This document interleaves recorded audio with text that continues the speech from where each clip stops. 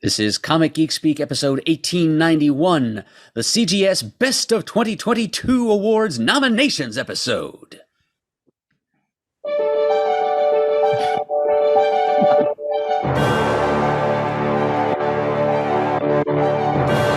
Oh boy.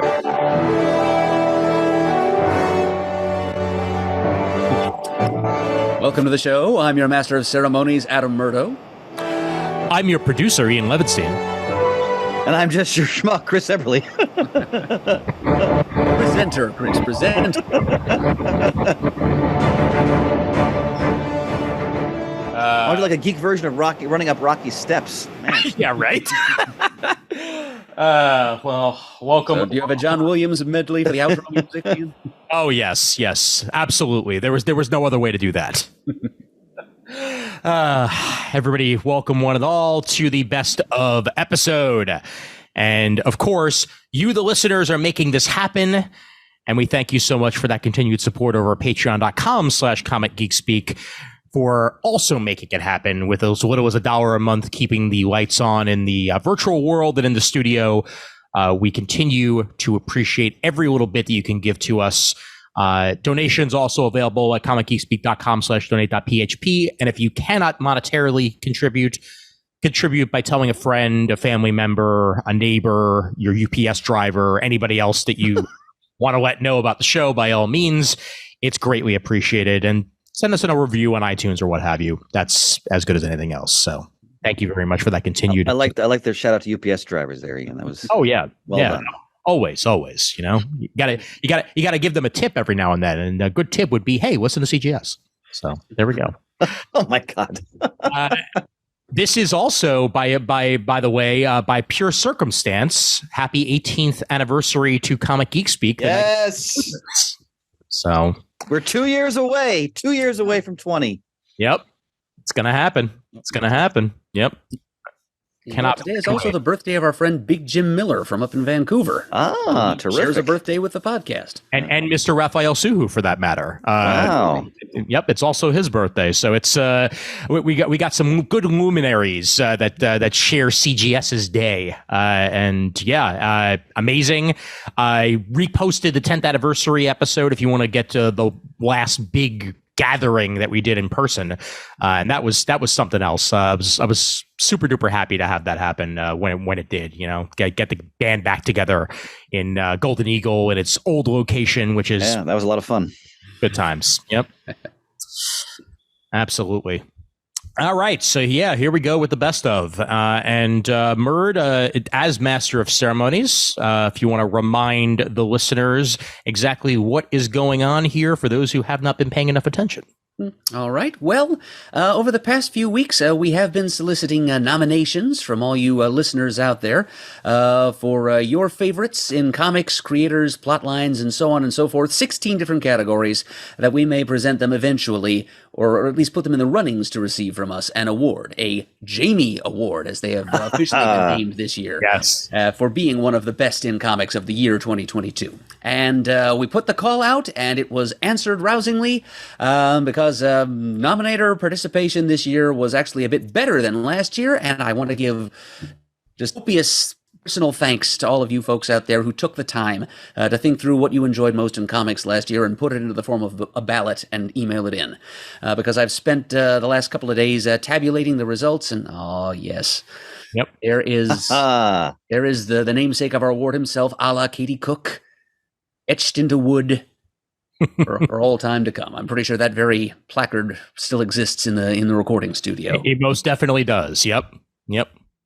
Absolutely. Yep. And we're not actually sending placards like that or like anything to the people who win these awards. This is strictly immaterial. There's nothing more than very minor bragging rights for anybody who ultimately wins these things. But so anyway, this is only the nomination show we're doing here, of course. This is only the midway point in the awarding of the Jamie Awards. Mm-hmm. And so you folks at home had emailed in your ballots in which you nominated someone or something in at least 8 of 16 categories.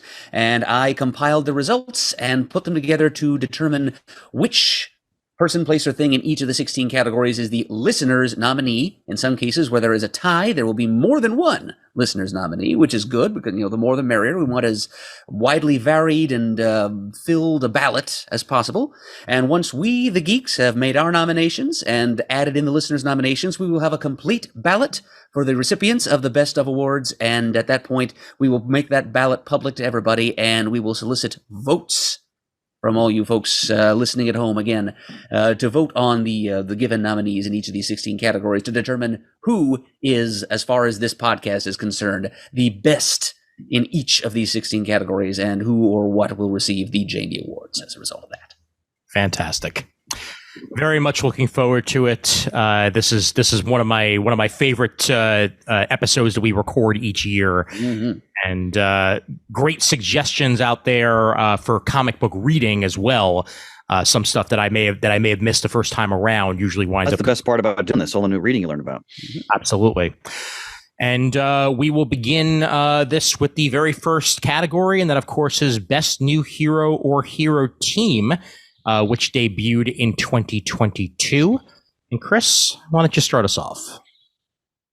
Levy Poo, I am honored. All right. All right. So my new hero is it's a bit out of the box. It is Sid Dallas from Public Domain. Oh, all right. Nice.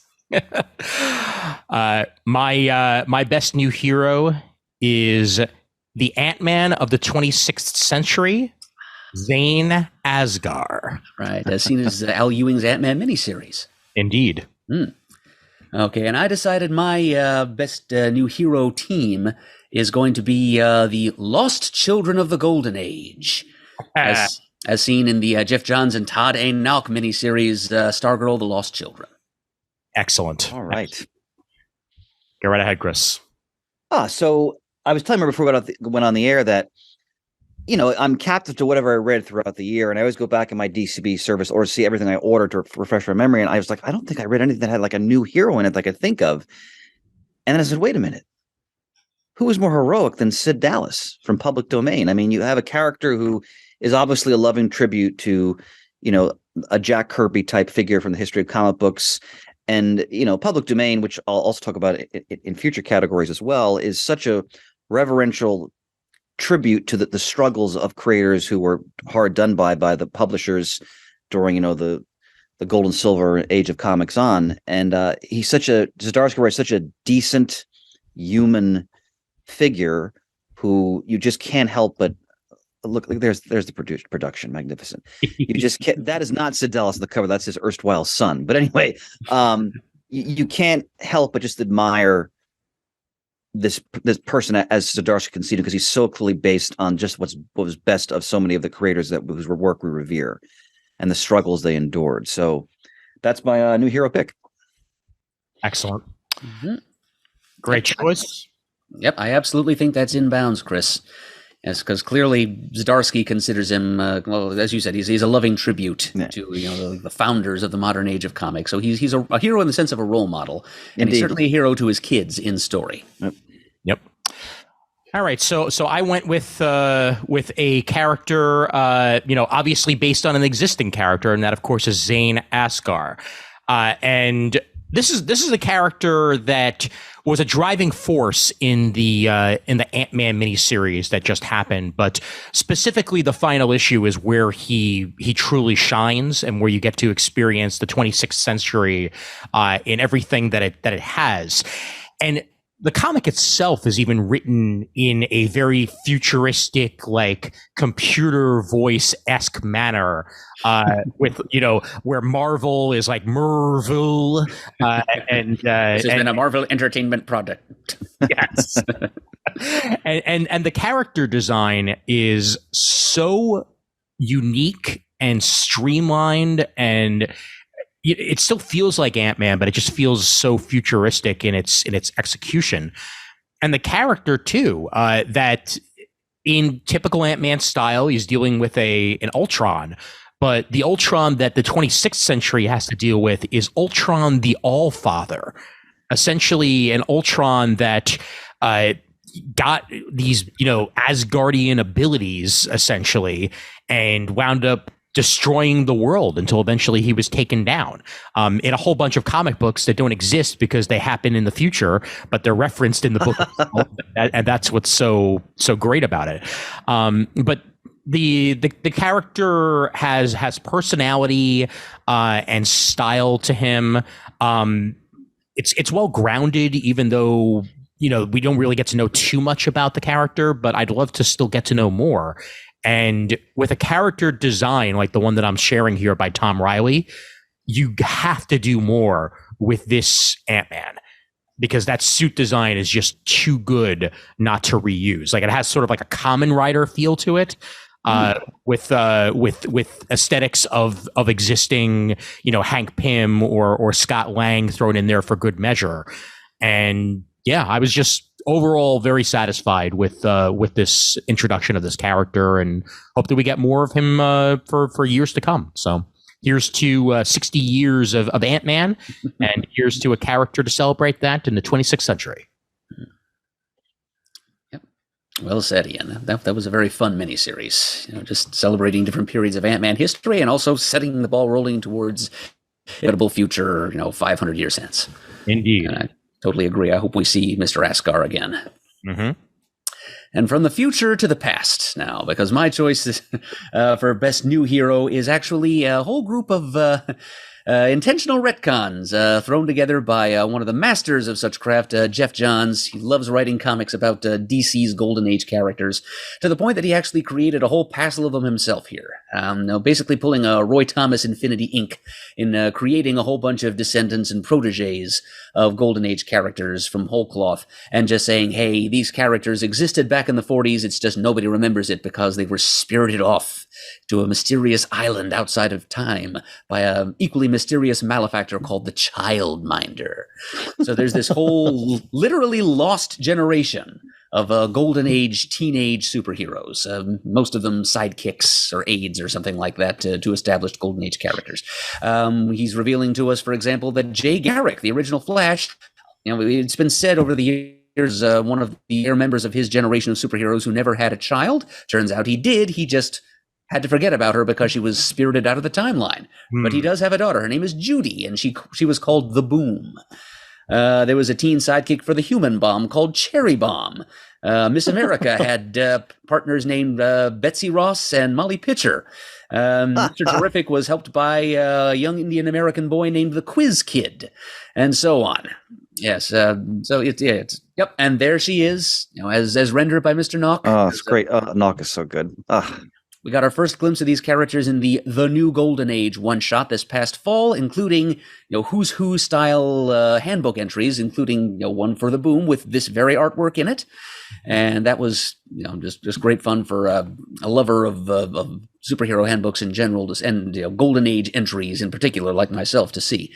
We haven't gotten a very extensive glimpse of any of these characters so far this year, because the Stargirl and the Lost Children miniseries, introducing them fully to the modern day DCU, is only about half over. But still, I'm excited enough about just the idea of them that I decided I'd go ahead and make them my nominee in this category. Excellent. Yeah, I haven't quite gotten to starting that one, but it's next on my list, and especially for the Todd Knock art. You can't make me happier than that right there, right? Todd Knock getting to draw teenage DC heroes, especially ones that he himself created. That's just an extra, or help create. That's just an extra cherry on top of the sundae right there. Mm-hmm. Yep, and it's directly referring to the Young Justice series, Old Justice. Mm-hmm. There's actually a big a pinup of them in the first issue.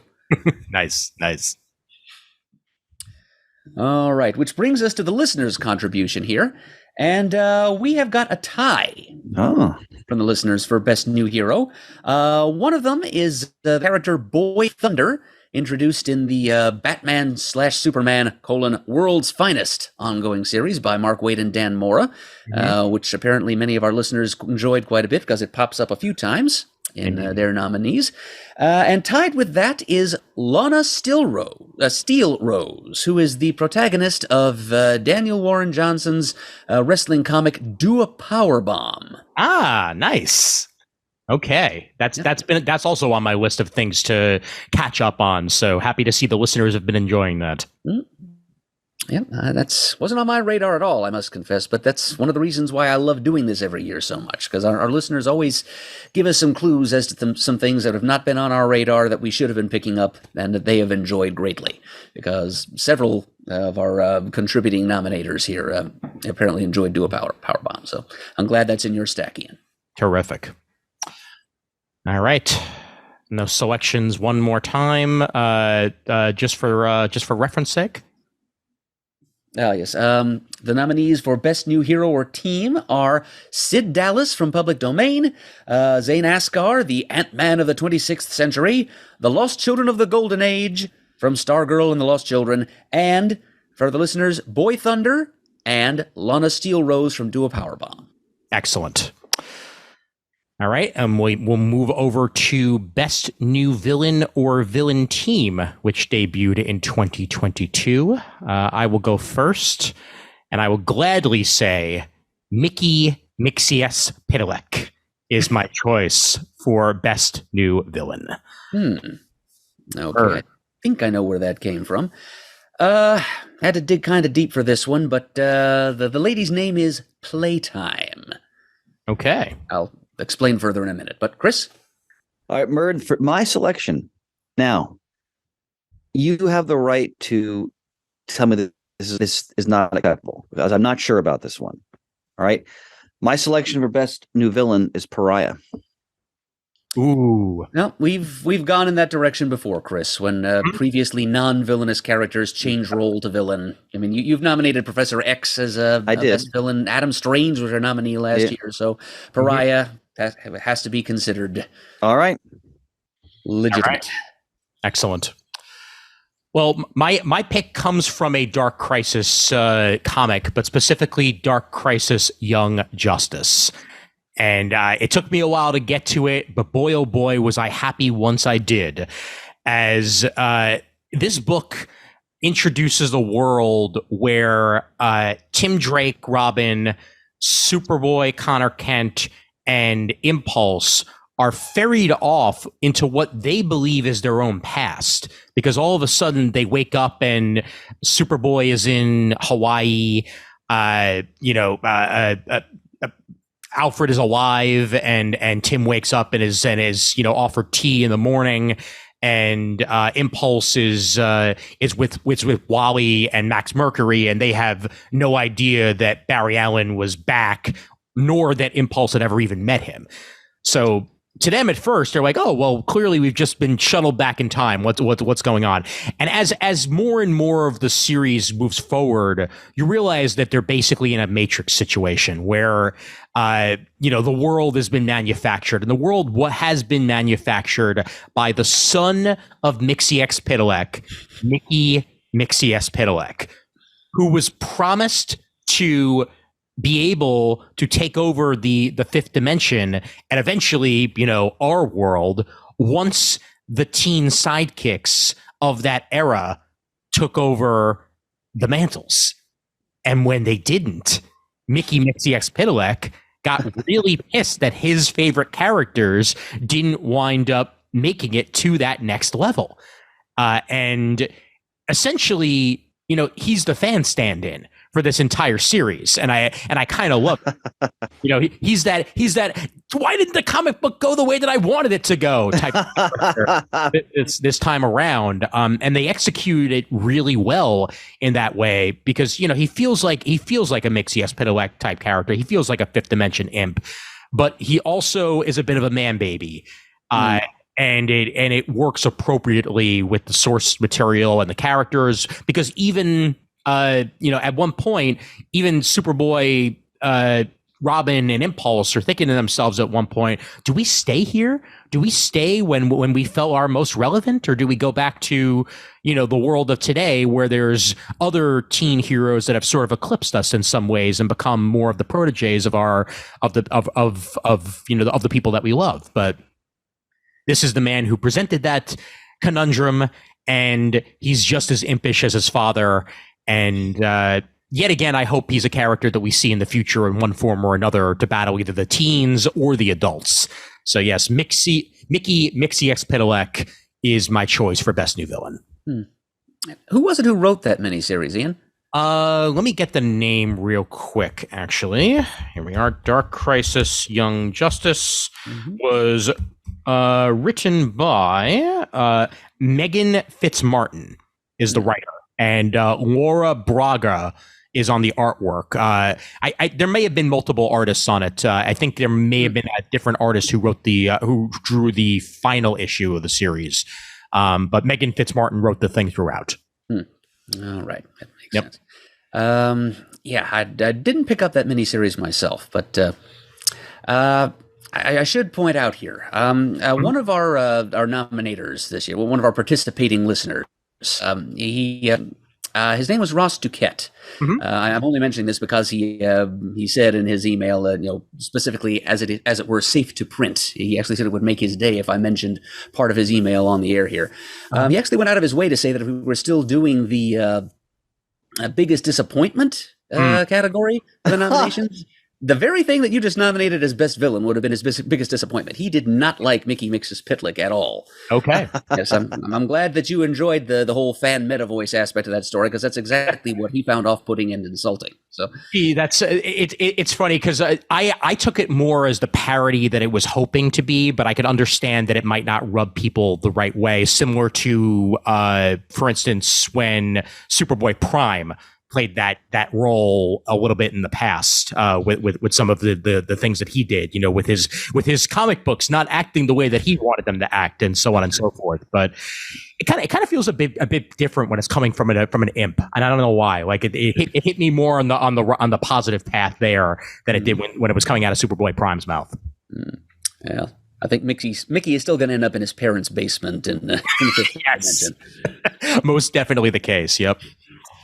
All right. Well, can't win them all, but it worked for me. No, it's all right. It's just letting you know that there's a counterpoint out there. By all means, please. And that I'm 100% aware that not every comic book is going to be for everybody. So it's all gravy. All right.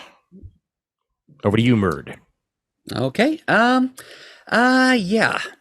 Usually I have an easier time picking up on cool new villains to mention, but this one is a villain, or a reformed villain, who is actually the protagonist of a miniseries by none other than Patton Oswalt. It's called Minor Threats.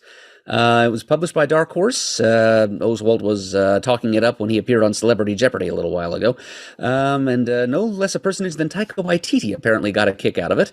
The basic thread that it's about of B or C list villains who are caught up in the chaos when their superhero universe's Joker analog murders the sidekick of the Batman analog, and just sets the entire superhero community on its ear.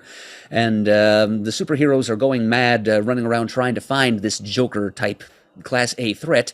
So it's a team of Class C or D threats, minor threats, hence the title, who decide that for their own protection, they're going to band together and they're going to go out into the dark streets of, the Gotham City analog and find this Joker person, the Stick Man, and capture him and kill him before the heroes kill most of the supervillain community trying to find him. And I think that's a rendering of the Stick Man right there. Yep. And my nominee for best villain is she's the main character here. She's the one whose idea it is to gather together a bunch of lovable supervillain losers and try to take matters into their own hands. Her name is Playtime, and she's the former sidekick of her mother, who was a gimmick-based, Gotham City-type thief called the Toy Queen. She was a child prodigy, and she invented all kinds of fun toy-themed gadgets for her mother and for her to use in battling, the Batman analog, who calls himself the Insomniac. And eventually, though, she determined that being the sidekick to a supervillain was ruining her life, and she tried to reform. She even had a daughter, but her mother kept dragging her back into their life of crime, and she ended up losing custody of the daughter, and finally she ends up being a bartender at a supervillain dive. It was something a cross between the bar with no name in the Marvel Universe and your local Bennigan's, basically. Bennigan's, my God. Yeah, and so she recruits some of her regulars, the people who hang out in this bar of hers, to come with her on this quest to find the Stick Man in the underbelly of this wannabe Gotham City, and to just put him down just for their own sake. There we go. There she is in childhood and happier times. The one with the Rubik's cube for a belt. That's playtime. And her mom, the toy queen, is the one with the Rubik's emblem on her brassiere there. Nice. Yeah. So she's not exactly a happy-go-lucky character, but it's I appreciate any character that uses toys in games as a gimmick. You know, a Winslow shot in the DC universe is one of my favorites, and so she's kind of an analog to that, but with quite a bit more angst and pathos, and she's trying to make something better of her life, and she keeps failing, and she keeps getting dragged back into this supervillain demimonde, and this miniseries is kind of the first opportunity she's had in a while to really take matters into her own hands. And there's the bond she forms with these fellow low-level supervillains in attempting to do so is actually kind of touching.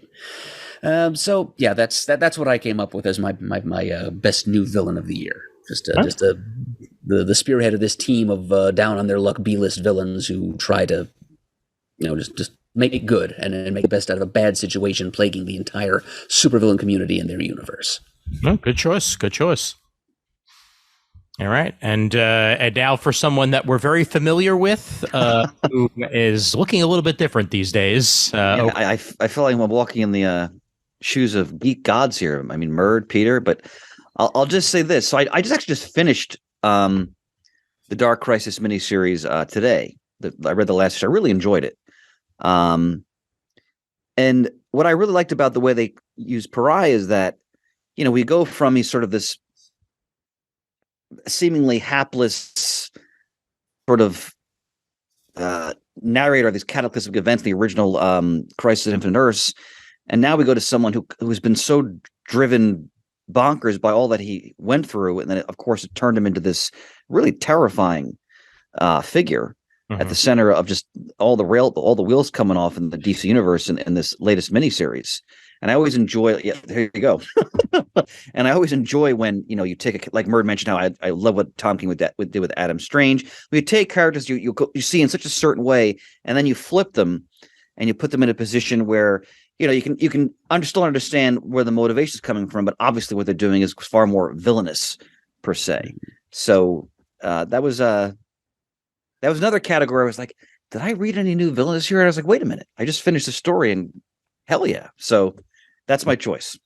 I mean, he is one of the biggest villains of the year in many different ways as DC goes through a reset of the reset of the reset. And we're back to everything mattering in one way or another, which I'm perfectly okay with. So, yep. Yeah, I thought about Pariah too, Chris, and I've read through the Dark Crisis miniseries, and his journey into villainy is done with some sensitivity, and the portrayal is kind of sympathetic. He's even driven kind of mad, as you said. Yeah. But, I think they did a better job of making him than they did with Superboy Prime or Alex Luthor back in Infinite Crisis. I would agree with that, and the tragedy is ultimately he just wants to go home. Yeah. Yep.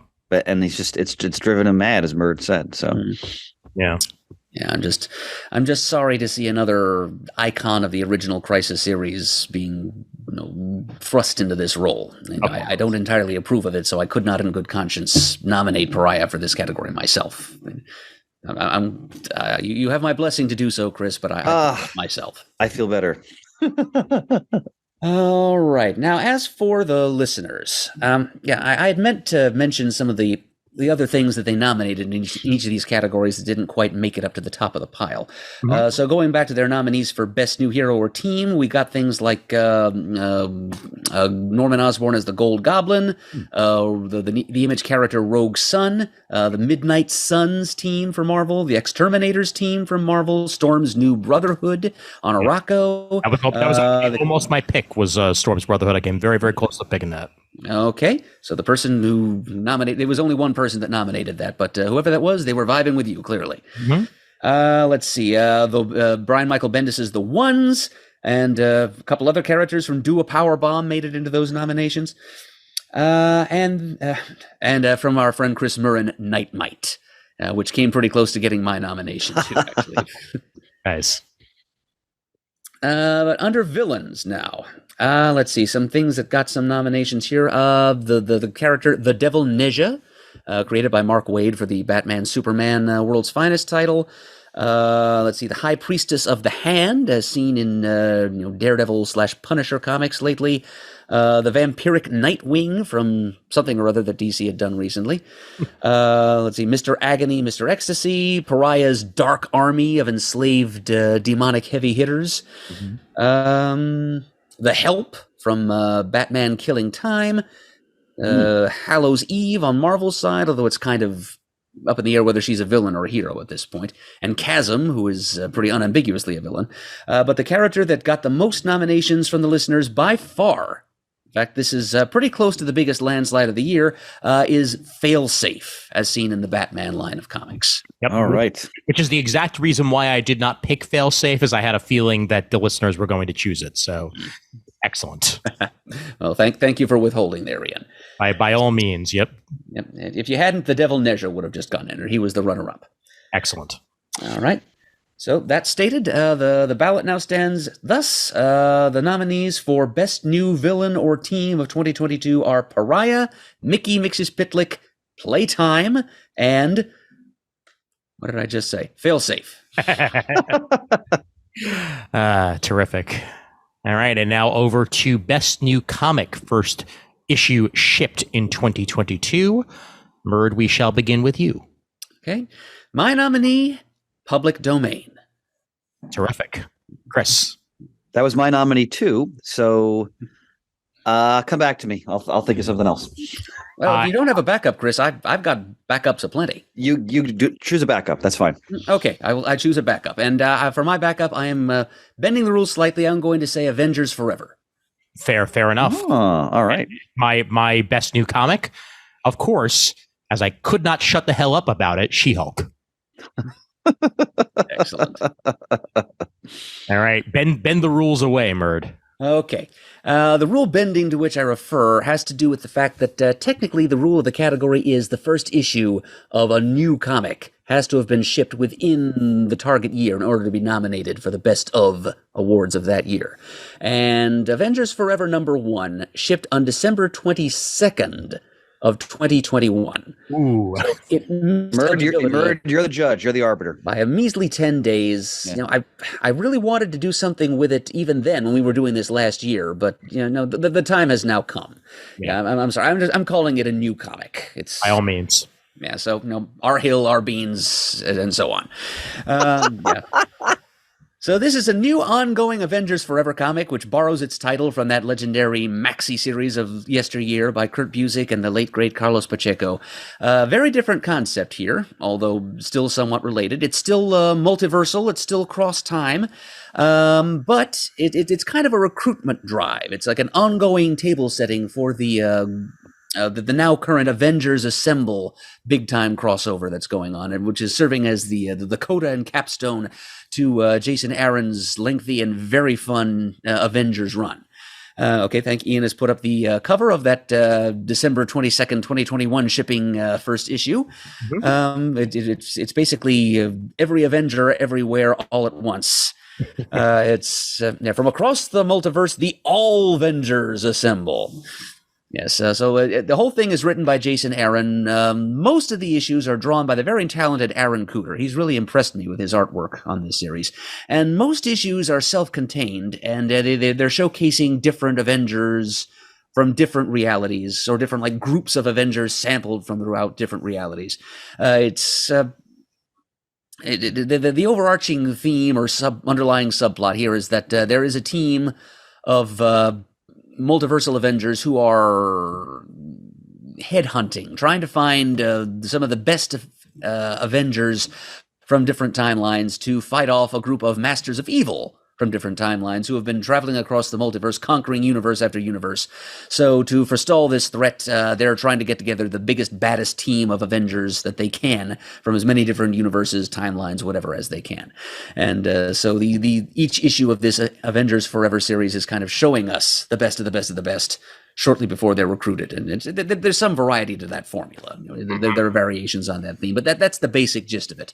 And there's all kinds of really fun variations on existing Avengers characters. There's some things that are from completely out of left field, all kinds of just fun new twists on old ideas are being thrown out there, just mixed together haphazardly. It's like Jason Aaron is emptying out all of his childhood toys and all of the childhood toys of everybody he knows and just mixing them up and playing with them randomly with all the abandon of a 5-year-old home on Easter vacation, Nice.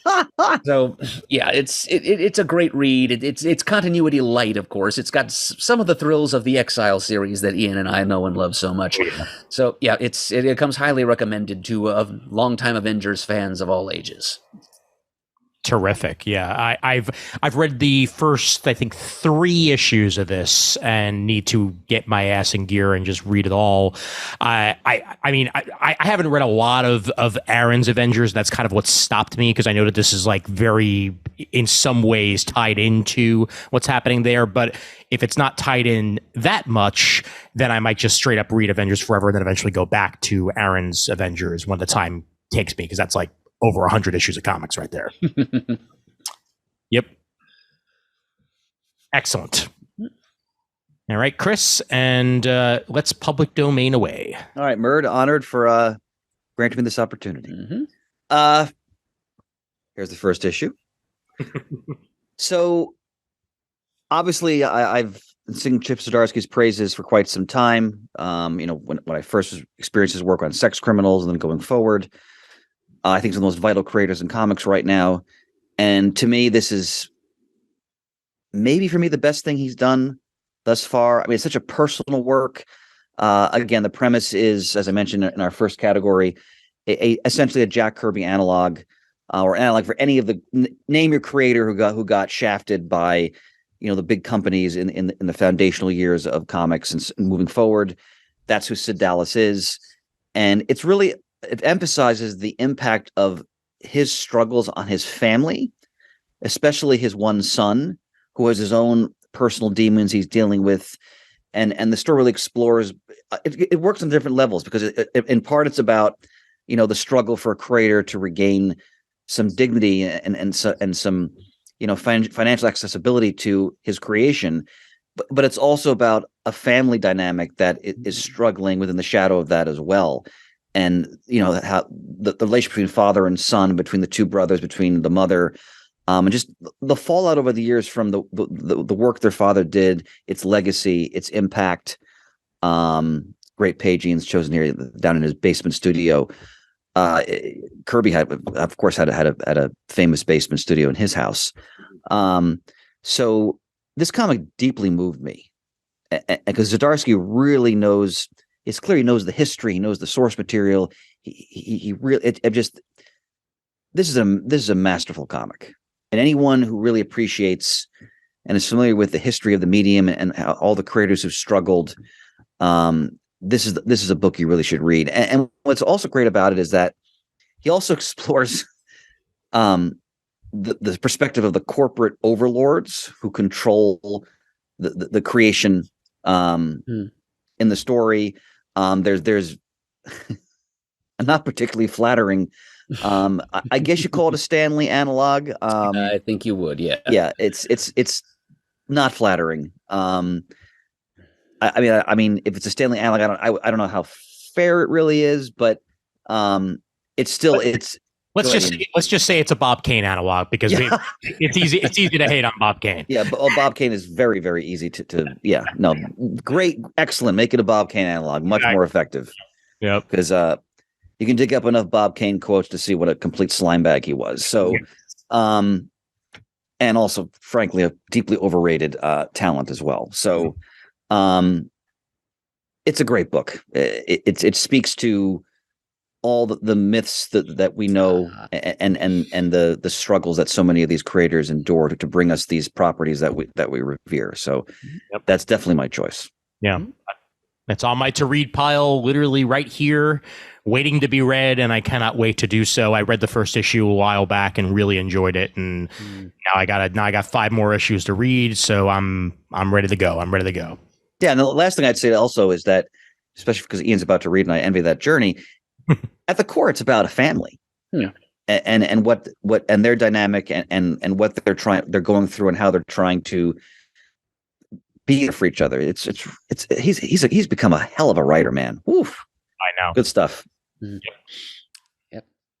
It did get to the point, this series, this summer when it was still being released monthly, that I would be pawing through my DCPS shipments every month to get to that, to read it first. No waiting on the time bubble for public domain, ladies and gentlemen. Nope. And I don't mean just skimming. I mean actually reading. Yeah.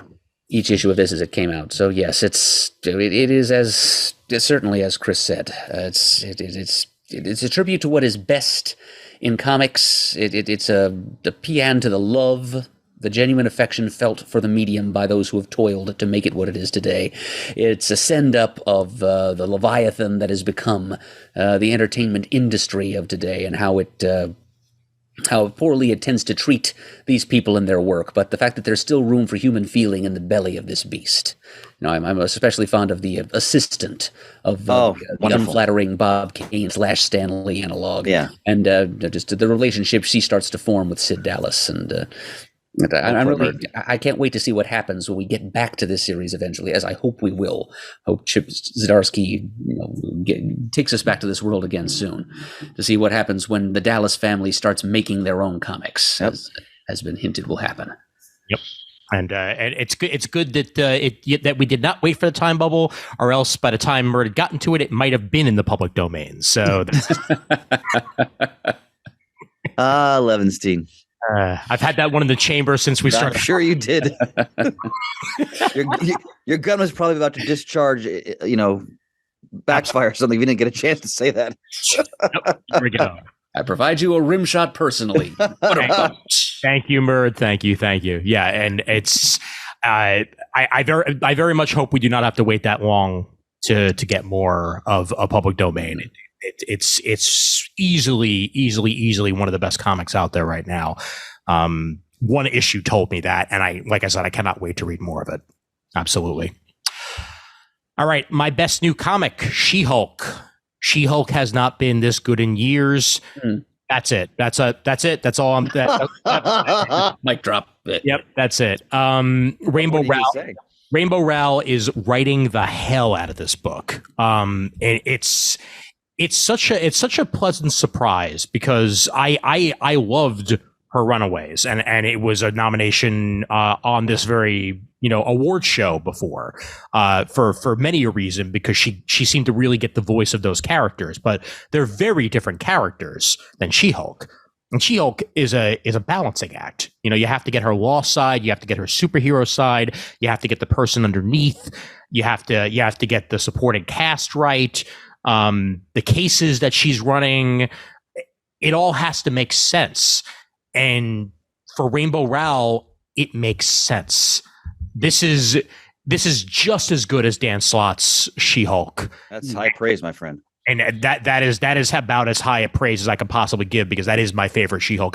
I like Byrne's stuff. I've read a little bit of Byrne's stuff, but it's a little too fourth wall breaking for my liking. This and mind you, I love fourth wall breaking, but Burns gets a bit heavy.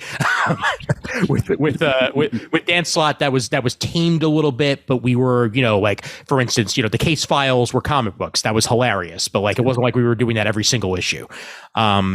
With this, we get Awesome Andy back, and I was thrilled to see him back as a supporting character. Jack of Hearts is back, and there's a whole mystery as to how he's back, especially with the circumstances that he initially died, which involved She-Hulk in the Disassembled storyline. That's right. She-Hulk the entire time wondering whether or not her gamma radiation is yet again going to get pulled out of control by Jack of Hearts or sapped entirely, because that's one of the many things that he can do. All while she's having sparring matches with Titania on a weekly basis, just to do it. And there's cases going on. There's actual law cases, and she's working with Mallory Book. It's everything I wanted out of a She-Hulk comic today, and it all works. And you need to read this comic if you're at all a fan of She-Hulk or anything that came before it. It's a damn fine comic book. So yeah, that's is there a trade out of the first arc? Volume 1 is out, and I believe Volume 2 is, if not out, about to be out. I'm buying it this week. Yep.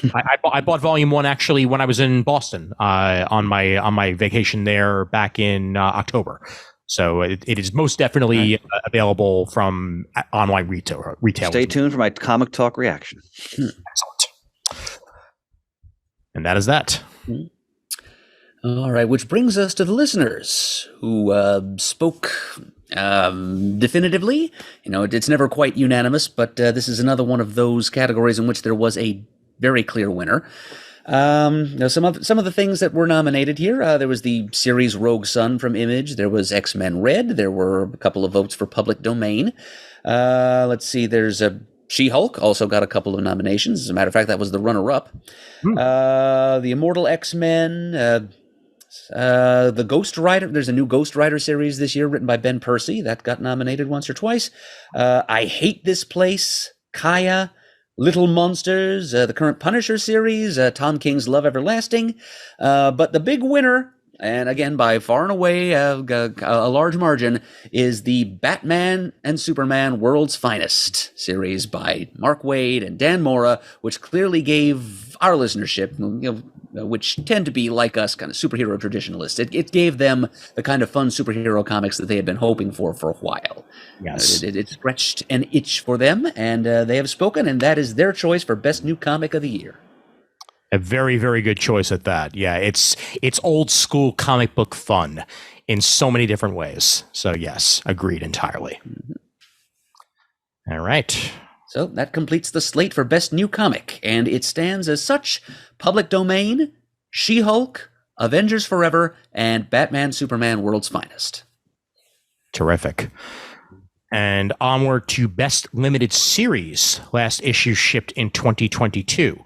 That's a very important statement. It sure is. It means that it started in 2021, as long as it ended in 2022. That's what matters most. And Chris, I know what you're going to say, so say it. Do you? Yes, I believe I do. Go ahead.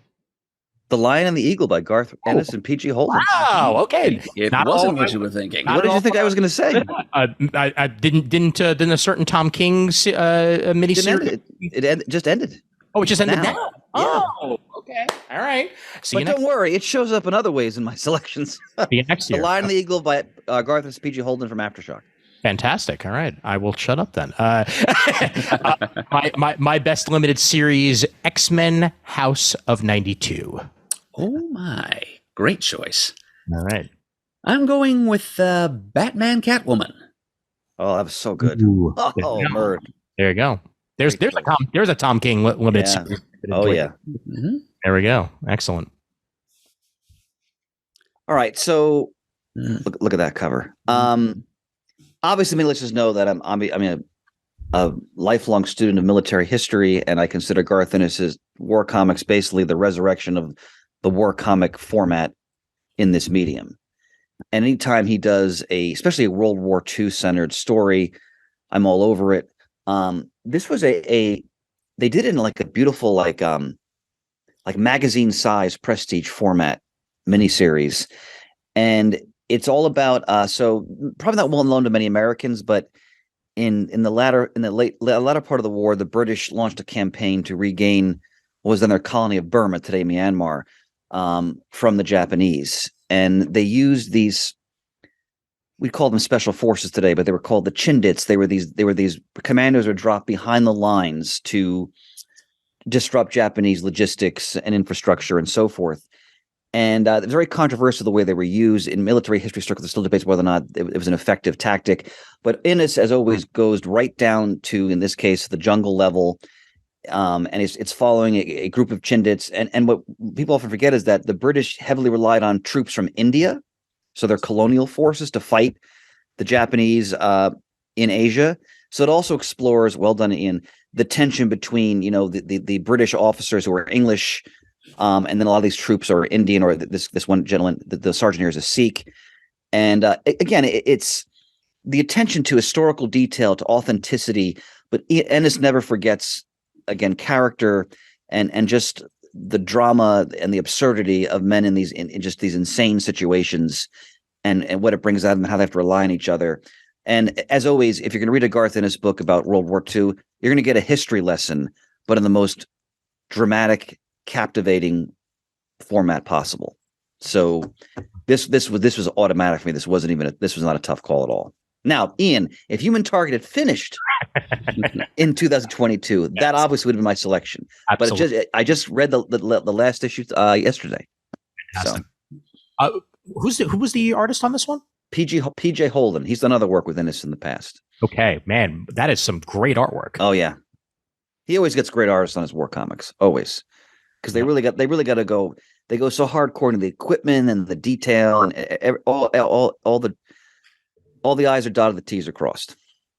Funny enough, it reminds me of at least a little bit the artwork from the G.I. Joe comic that we just reread. At least in general style. Oh, G.I. Joe #1 by Herb Trimpe. Yes, very much so. Yeah, it.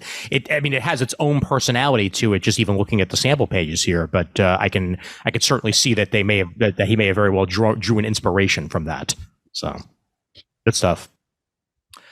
All right, X-Men House of 92, otherwise known as X-Men House of XCII, depending on how you want to say it.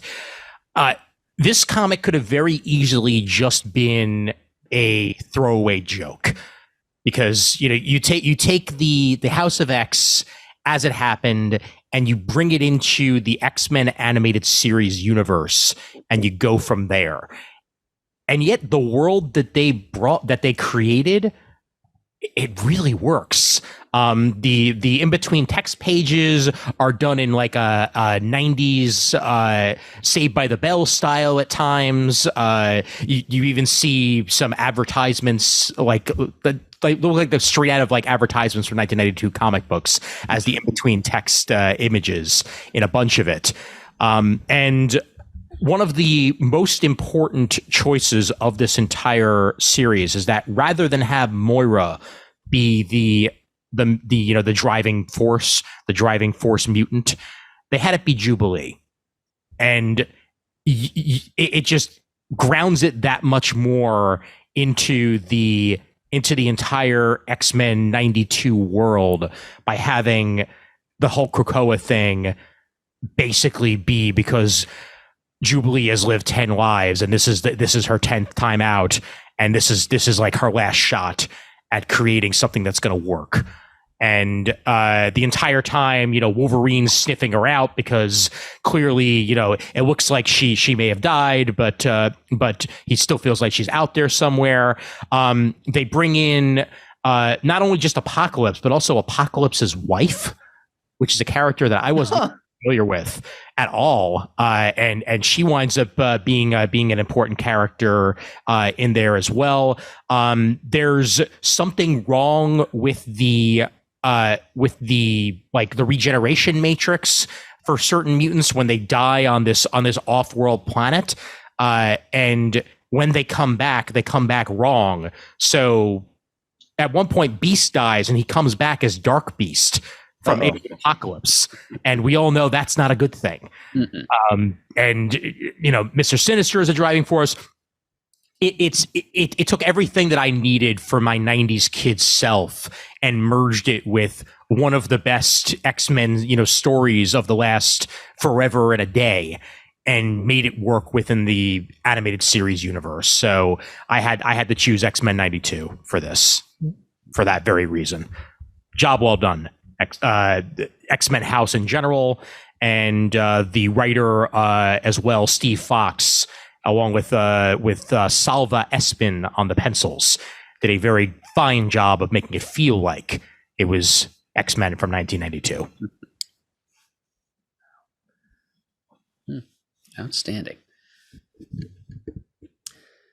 Okay, I guess it's time for Batman Catwoman. Mm-hmm. This is one that was, since it's been such a long time in coming, I think it got a little bit overlooked in the nominations process here. So I wanted to make sure it got its due, because it did finally end here in the summer of 2022. It was a 12-issue series. It was supposed to be the culmination of everything that Tom King was hoping to do with his not quite 100-issue run on Batman, which was just really respectable work all around, both in its length, its volume, and in its quality. It was written by Tom and with art by Clay Mann mostly, and colors by Tomeo Mori. And it's 12 issues exploring across a canvas of years, the relationship between Batman and Catwoman, and also the Joker thrown in for good measure. It doesn't unfold linearly. I mean, it kind of jumps more or less randomly between spots earlier in Batman and Catwoman's career and the present day, and also the future when they have a daughter named, unsurprisingly, Helena, running around in a Batman costume. And it's at some point in time, Catwoman finally has enough of the Joker and everything that he had done, and one or two specific transgressions of his. She visits him finally and puts an end to his. She sure does. And she faces certain reprisals for that, yes. Or at least other characters try to make her, and she is, difficult and elusive. So it's exploring the dynamic between various characters, especially the two after whom the series is named, over a period of years. And the whole thing kind of borrows as a thematic framework an advent calendar. A visual metaphor that resonates especially strongly for me, being in the Christmas game, as it were. Each of the 12 issues opens up another window on this advent calendar, which is shown at the beginning of each issue, and each issue is titled and themed after a well-known Christmas song. So that is kind of a love letter to a couple of other media Batman projects of the 90s, which happened to take place during Christmas time, like Batman Returns being one, and especially Batman Mask of the Phantasm, the animated film, which brings... the Andrea Beaumont, I think is her name, the character who was the secret ID of the character, the Phantasm, in that animated film. Just a Joker, your angel of death awaits. She's a factor in this miniseries. She sure is. Yep. Should make 90s fans of the Bat in various media happy. It's just like everything Tom does. It's excellent, thought-provoking, complex work, and among several award-worthy Tom King projects that saw print in 2022. This was one that I thought, no less than many of the other things he did this year, should be on this ballot somewhere. So I went ahead and put it on there myself. Murd, I'm really glad you selected this because, like you said, there was a publishing gap, wasn't there, in the issues? There were a couple, right? Yeah. They actually had to go ahead and create a special to kind of fill that gap. So I read the whole story. I mean, over time, I echo everything you said. But like with a lot of Tom's work, I'm probably, when I go out and buy the She-Hulk book, I'm going to buy they have a collection out now of this story as well, because I want to read it in one sitting. Because when his Supergirl story he did, which was wonderful, we talked about that on the air. I specifically waited until that came out in the trade and read it in one sitting, and it was what a great experience. So, with a lot of his work, and in no way do I want to discourage people from not buying the floppies, but a lot of his work, if you read the floppies first, read the collected version, or just read all the floppies and they come out in one sitting, because you're going to get even more out of it. And especially with a story like this, like Murd said, this story is not linear. It's jumping around in what has occurred and what might occur, but he never loses sight of these characters and the emotion that's there. It's a wonderful story. Hear, hear. Mm-hmm. All right. Now, as for the listeners, all right, some things that got nominated here. Let's see, quite a few nods for Do a Powerbomb. Again, that's something that the listeners are telling us we should be paying attention to. And a few for Catwoman, The Lonely City. So those here will agree is deserved. Let's see, the Captain Carter miniseries, Jed McKay's Iron Cat for teaming up Felicia Hardy and Tony Stark. Let's see, Silver Surfer Rebirth, The Fourth Man, Bolero from Multiversal Love Story from Image Comics, Hulk Grand Design from Jim Rugg, Serial, A Righteous Thirst for Vengeance, Zdarsky's New Burn. Oh, New Burn is so good. But the thing that ended up taking home the most nominations is another Tom King product, Supergirl, Woman of Tomorrow. Yep. Okay. Phenomenal. That's phenomenal. A lot that right in there.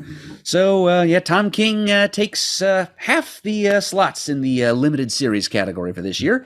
The nominees in total are The Lion and the Eagle, X-Men, House of XCII, or 92, Batman, Catwoman, and Supergirl, Woman of Tomorrow.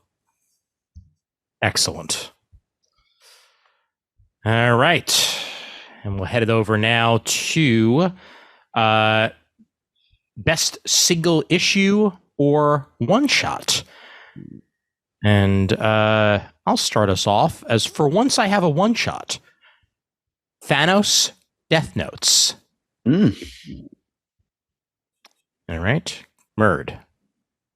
Oh, this is tricky. What am I going to put in there? I'm going to say Astro City, That Was Then. Oh, excellent. Good choice. Good choice. Chris? Tales of the Human Target. Beautiful. All right. So this completely took me by surprise, as I had barely even heard about this, and I opened up my Marvel Unlimited app, and lo and behold, there it was. Came out in November of 2022, and the writers, Christopher Cantwell, Torrin Grobik, Kyle Starks, and returning for the first time in God knows how many years, J. Michael Straczynski. Yeah. Along with pencils by Andrea DeVito, Jeffrey Shaw, Ron Lim, and Travel Foreman. And this is a Thanos one-shot that exists as sort of a side story to what's going on in current Thor. But you don't have to have read current Thor in order to understand this issue, which is good because I'm not up to date on my Thor at all. And what this Thanos Death Notes one-shot does is it gives us backstory on Thanos that we have either seen from one side, but not from another from before, or it just fills in some gaps. For instance, the Cantwell story is an Iron Man Thanos story that's set right after the first appearance of Thanos. And it involves that mechanical Thanos that he's dealing with, along with Drax the Destroyer, in that first appearance. And it's Tony trying to figure out what this mechanical Thanos is, how it works, and if he can duplicate it himself, or exactly what makes it tick. And in the process, basically finds out that you're messing with someone you really should not be messing with, and this is one of his toys. So it may not be a good idea to try to dissect this. You might want to just step away. Thanos. Story unravels with that. We go into Thanos's first love before death. That's the J. Michael Straczynski story, and it's superb. And we go a little bit further into Thanos's obsession with death as well, as the issue moves forth. It's just one of those classic one shots with a bunch of just mini good stories included with it, and it's why I included on my list here. So Thanos Death Notes #1. Plus, it's called Death Notes, and it reminds me of the anime and manga Death Note in that process, and that also just may have just given it an extra oomph in the process. Thanos Death Notes #1 is my one-shot pick.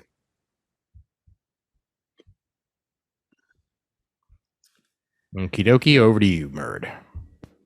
Okay, apparently lost cohorts of teen superheroes is my theme this year, because it's it's fine because the 90s is my theme, clearly, so it's all good. Everybody's got to have a motif. Yep. So yeah, we're talking here about Astro City, That Was Then, which is a one-shot of original material from Kurt Busiek, creator of Astro City. And unfortunately, I don't remember who drew it. I don't think it was Brent Anderson this time, although I could be wrong. Yeah, I'm going to try to find that out, actually.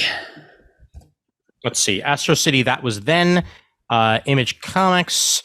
The artist is Brett Anderson and Alex Sinclair. Okay, so it was. Okay. Mm-hmm. All right. So yeah, it's a little bit American Graffiti-esque, actually, in that it's a bunch of young heroes at kind of a crossroads in their life doing. Well, it's kind of like, think of it as American Graffiti meets hard traveling heroes. They're taking a voyage of self-discovery across the American Southwest. They mention that they've had to stop multiple times as they make their way across the country to deal with various villains or threats that they encounter along the way. As characters in a monthly superhero comic are probably going to have to do. And the thing is that they're teen superheroes who are kind of the leftovers of their generation. They're having to contend with the fact that another team of teen superheroes, one of their number is the last surviving member of that team, got tragically wiped out in the course of duty, and so KIA. And so these teen heroes now have to think for themselves who and what they want to be. They have to just make the decision, just to kind of, like, the characters in American Graffiti, standing on the threshold of their futures. They've finished high school. Are they going to go on to college? Are they going to enlist in the military? What will their futures be? These characters have to decide for themselves. Are they going to continue on in their superhero mentors' footsteps? Some of their mentors don't even really want them to, as it turns out. And or are they going to choose civilian life? So they're just kind of doing this little coming of age drag across America, while also having to come to grips with the fact that some of their mentors don't trust them, and that they've actually been under superhero surveillance this entire time. But once again, we're treated to some of Brent Anderson's great original superhero character design. So there's like close to a dozen new characters dropped on us in this issue, and the twist at the end is we discover that the lost group of heroes whose deaths these other young heroes are still mourning, and which have been weighing heavily on their minds and influencing their decisions for their futures as superheroes. Their fate might not be exactly what we thought it was. And Busiek, in an afterword, hints that yes, he has a lot in mind yet to do with these characters. So hopefully, I'm sure I speak for everyone when I say that I'm happy to take more Astro City content in whatever form he gives us. Absolutely. Got a series of original graphic novels in mind, one of which will probably pick up where this one shot left off. And hopefully for this lover of the floppy format, there will be more single-issue Astro City tales, infrequent though they may be, for us to enjoy in the future. But like I said, in any form Busiek, Anderson, or whoever want to give us Astro City stories, I will happily consume them, and I was happy to consume this one, and I decided I would go ahead and make it the best one-shot of the year. Great selection, Murd. We talked about this earlier on the show because I read it as well, and it's wonderful. I mean, the great thing about Astro City is if you just have a good overall love of many of the classic, tropes and iconic characters of the Silver Age, he so lovingly explores all of that. And this is, of course, going into legacy characters, but again, like you said, they're all brand new creations, and that's what's so thrilling about reading Astro City, because it's familiar and it feels like home, but at the same time, it's new. Yes, and I've been getting, actually, just coincidentally, as they come out, the new. I just got the third volume. The new Metro books, which are beautiful larger trades where they're reprinting the entire series in order. So I'm looking forward to kicking back and reading these. But what a masterpiece! Yeah, that was terrific. I remember I read it. I think shortly before it came out. Actually, we managed to get a preview copy into the CGS mailbox. Compliments of Image. And reading through it, you really get the sense of very few people get superheroes better than Kurt Busiek. And it really comes home with this as also, I feel like very few people get decades better than Kurt Busiek. Well put. He's a master of the period feel. Absolutely. He just captures it so well, and each character is just wonderfully rendered in the short time that we get to know them. That it gets the point very, very well in the single issue itself. So great pick, Murd. Yeah, I totally see what you're saying there, Ian. Just reading these original Silver Age teen characters he made up, you wonder why Bob Haney didn't come up with these people for the Teen Titans. Absolutely. Yep. All right. Tales of the Human Target. So the Human Target miniseries, which I've been raving about ad nauseum for months now, actually over a year, it went on hiatus for a period of time, and they had this one shot to sort of fill some of that gap where Tom King explores just the Human Target interacting with different characters from DC history, the DC universe. I think that's really all I need to say. I don't want to spoil this stuff because I just want everybody to read these stories, because I think what he and Small are doing with the Human Target is the most exciting stuff in the medium right now. I know that's quite a statement. I stand by it. And if you love DC history, if you love the different characters, you'll want to see a Christopher Chance interacting with different characters. And I mean, look at the artists. Oh. I mean, there's a series of stories. I mean, Shane, there's a Kevin Maguire, for example, and you have Chance involved in different adventures. I mean, can you just read this on its own? Yes. Is it even more satisfying if you're reading as you're reading the overall Human Target miniseries? Yes, as well. But everything a one shot should be, and it is. Excellent.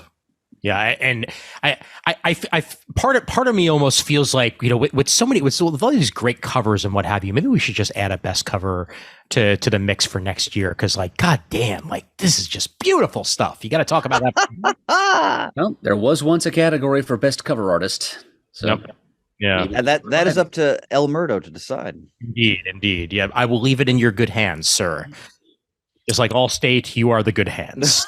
Yeah, I think there was a point where Peter was tired of Alex Ross just walking away with it year after year. Maybe it's time to revisit that issue. Agreed, because there's a lot more than Alex Ross out there these days, and there's some excellent cover design. Oh, there sure is. Oh yeah, Nightwing. Yep. Yeah. I would be very surprised if Bruno Redondo were not on the ballot. Oh yes, most certainly bring that category back. Yep.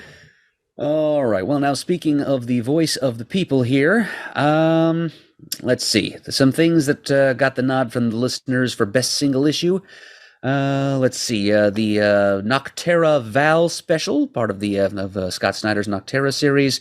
Let's see. Lazarus Risen #7. That was #2 in the listener nominations. We've got issues of Ice Cream Man, of Captain Marvel.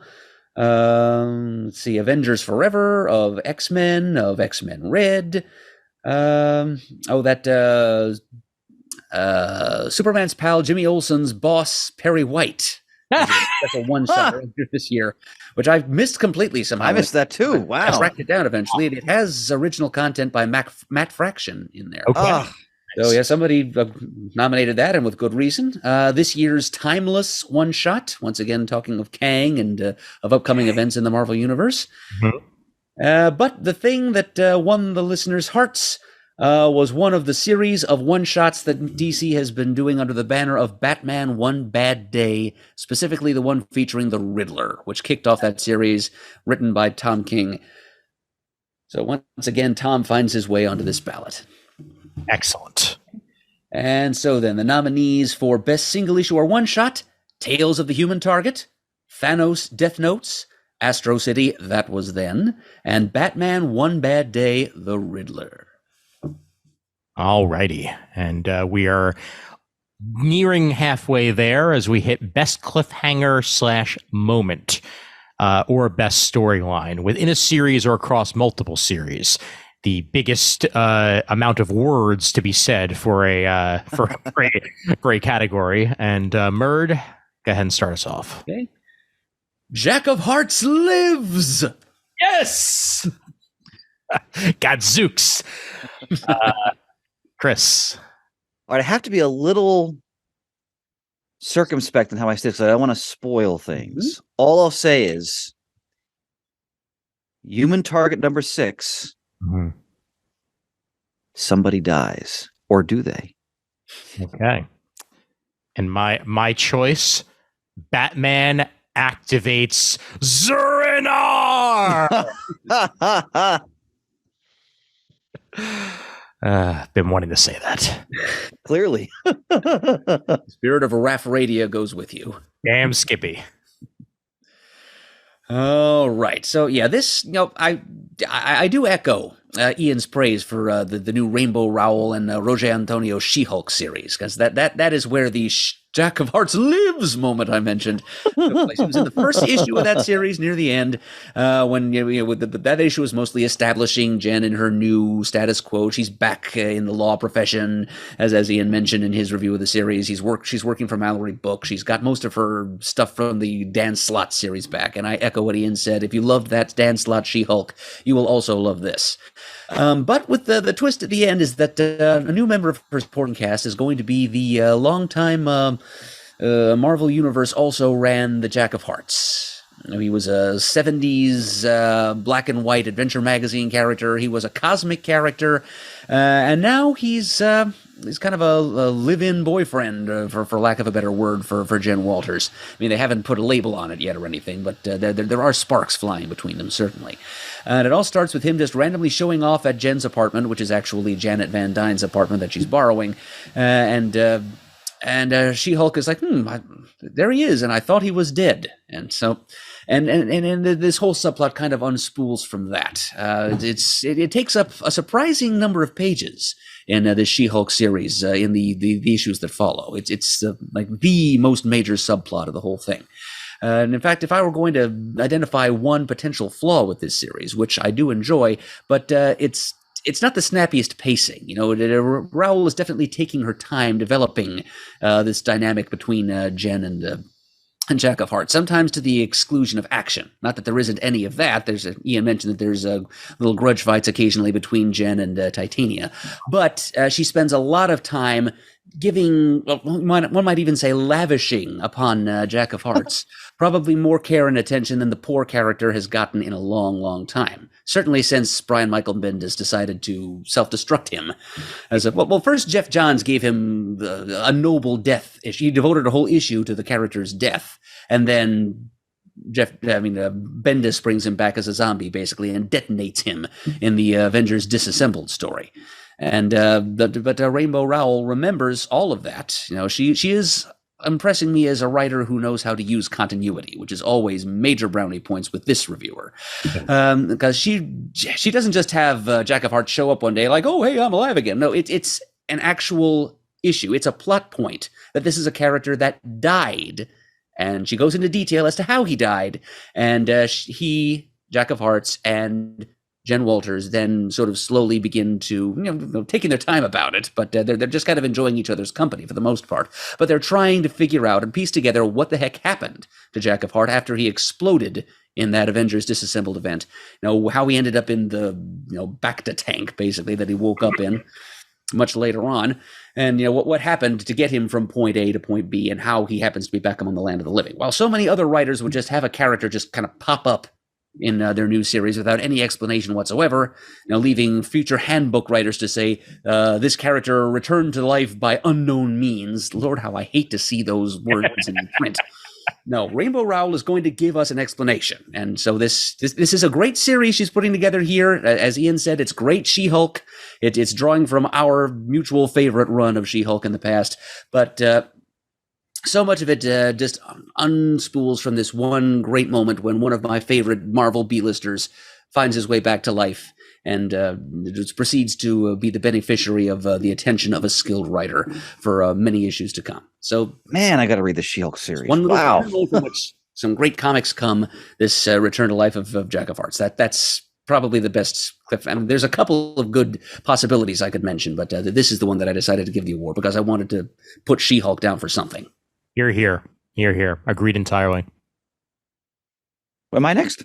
Yes, you are. Okay. All right. So I'm struggling here because I don't want to spoil. And for people who have not read the Human Target miniseries, you want to be surprised when you get to issue 6. All I'll say is this: the premise is that Christopher Chance has been poisoned. He knows he's been poisoned. He has 12 days to live, and he's using that time to try to find out who murdered him. And his ally in this quest is, from the Bwaha days, Ice. But because it's Tom King writing, you're getting a very different and far more interesting take on a long-established character like Ice. And in issue 6, they're partnered up in many ways, and they end up in a confrontation with a very well-established. Look at that artwork. My God. So good. Look. Okay. Again, we're going to have a lot more to say about this series in our next comic talk and then next year's award show. But I may just have to honestly sit down and just read all 12 issues before our next comic talk, just so I can be wowie along with you. It'll be well worth your time, sir. But this is crime noir. This is femme fatale. There's so many things going on in this story. But they're put in a situation where they have to kill somebody. It is shocking. You automatically question the motivations of the various characters involved. Is everything what it seems? And you leave that issue going like, where is this going and what is going on? But in all the best ways when it comes to being on the edge of your seat with a story. And I would also, as an aside, I love the page you chose, Ian. Like, look at her expression on the top panel as she's, engaging Chance in conversation. This is some of the most breathtaking artwork I have seen in any comic in memory. Yep. So that's all I'll say for now. Human Target number 6. Yeah. You're here. All right, and I won't spoil everything with mine either, but specifically it was at the end of Batman issue 126, where in the process of fighting Failsafe, who has already been nominated as best new villain, Batman has to make a very important decision with himself and activate the Batman of Zur-En-Arr. And we've seen the Batman of Zur-En-Arr in Morrison's run, and we've seen him, pop up occasionally in other instances since then. But I feel like Zdarsky really paints an entirely new picture on this version of the character of the Batman of Zur-En-Arr. That it's a manifestation. You quite literally have to manifest him, because the Batman of Zur-En-Arr is a Batman. It's not a Bruce Wayne. It's a Bat, and it's a Batman that will do what it takes to protect his city and protect the mission over everything else. So the human side is not there for a character that is known for being one of the few human characters in the DC universe that can still kick your ass. Take that humanity away and imagine what's left. And it is insane. The blue text was a brilliant choice to continue here, because I know Morrison sort of started that, but it just makes it even better. And just the visualization of it all, like, it's never been menacing before. It's just looked ridiculous. It's weirdly menacing this time around. So yes, the activation of Zur-En-Arr had to be my choice for best moment, because we got the craziness back. Zur-En-Arr, baby, Zur-En-Arr. And which issue did this happen in, Ian? That was in Batman issue 126. Okay. So noted. All right.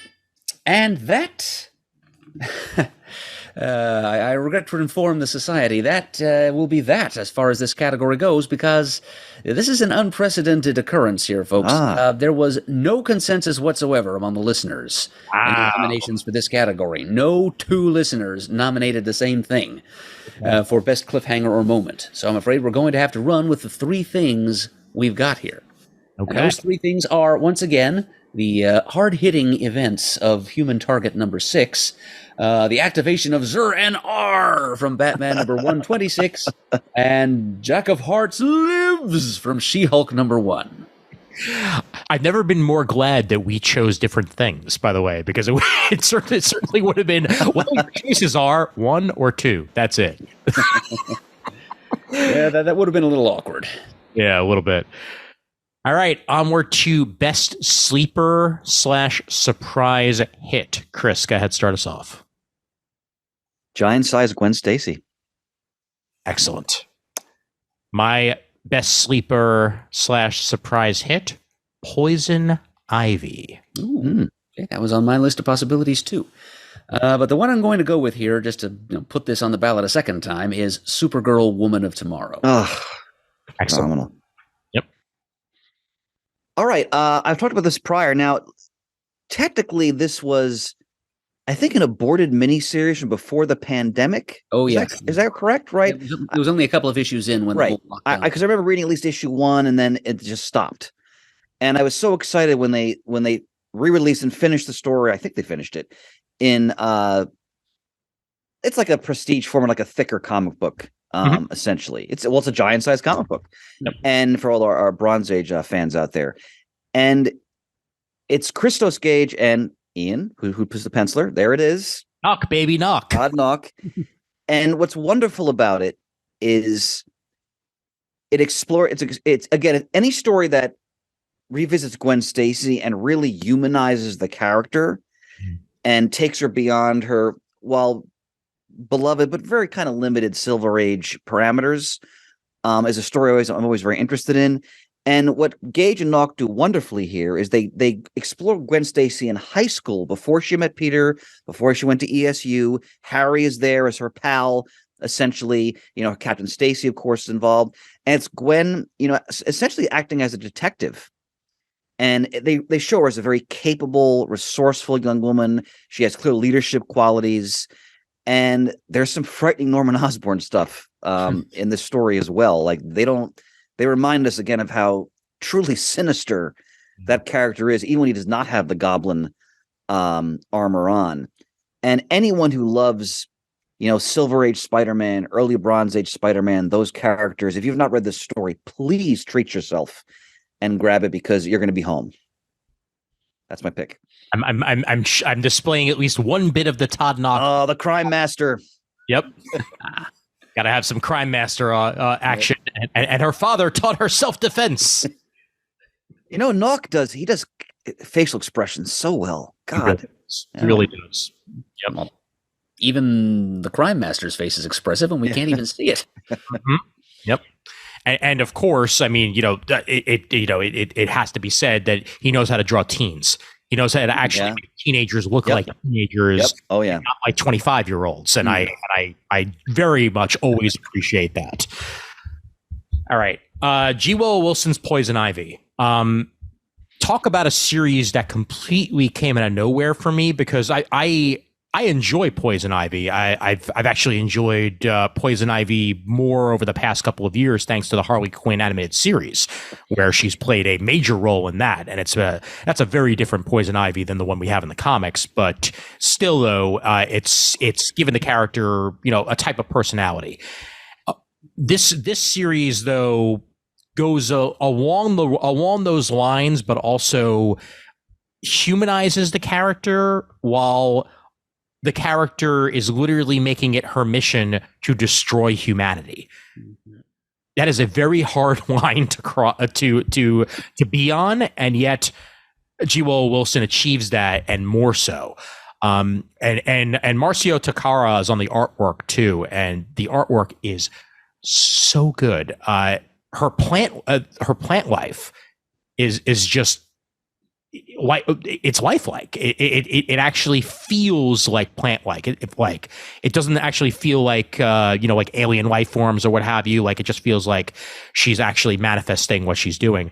And her mission is that she's trying to spread these spores throughout the world in order to essentially have humanity be destroyed and be replaced with nothing but nature. All while her herself is dying from these very spores as the process moves on. And it really is a great, like, across the country story where, she meets some new characters along the way. She's still trying to decide about her relationship with Harley Quinn, which has been left behind, but, should she go back to it? And also, does this mission make sense? Or should she find a way to save herself and save humanity in the process, or continue what she started? And she's also separated from the Green from this, which is also unique, is that this is post a previous DC event. So she's not nearly as powerful a Poison Ivy as we've gotten before, but she still has enough to pack a punch. Mm-hmm. And it's brilliant, honestly. G. Willow Wilson gets the character, and I am absolutely sold on whatever comes next with this series as it moves forward. So had to be my choice. Yep.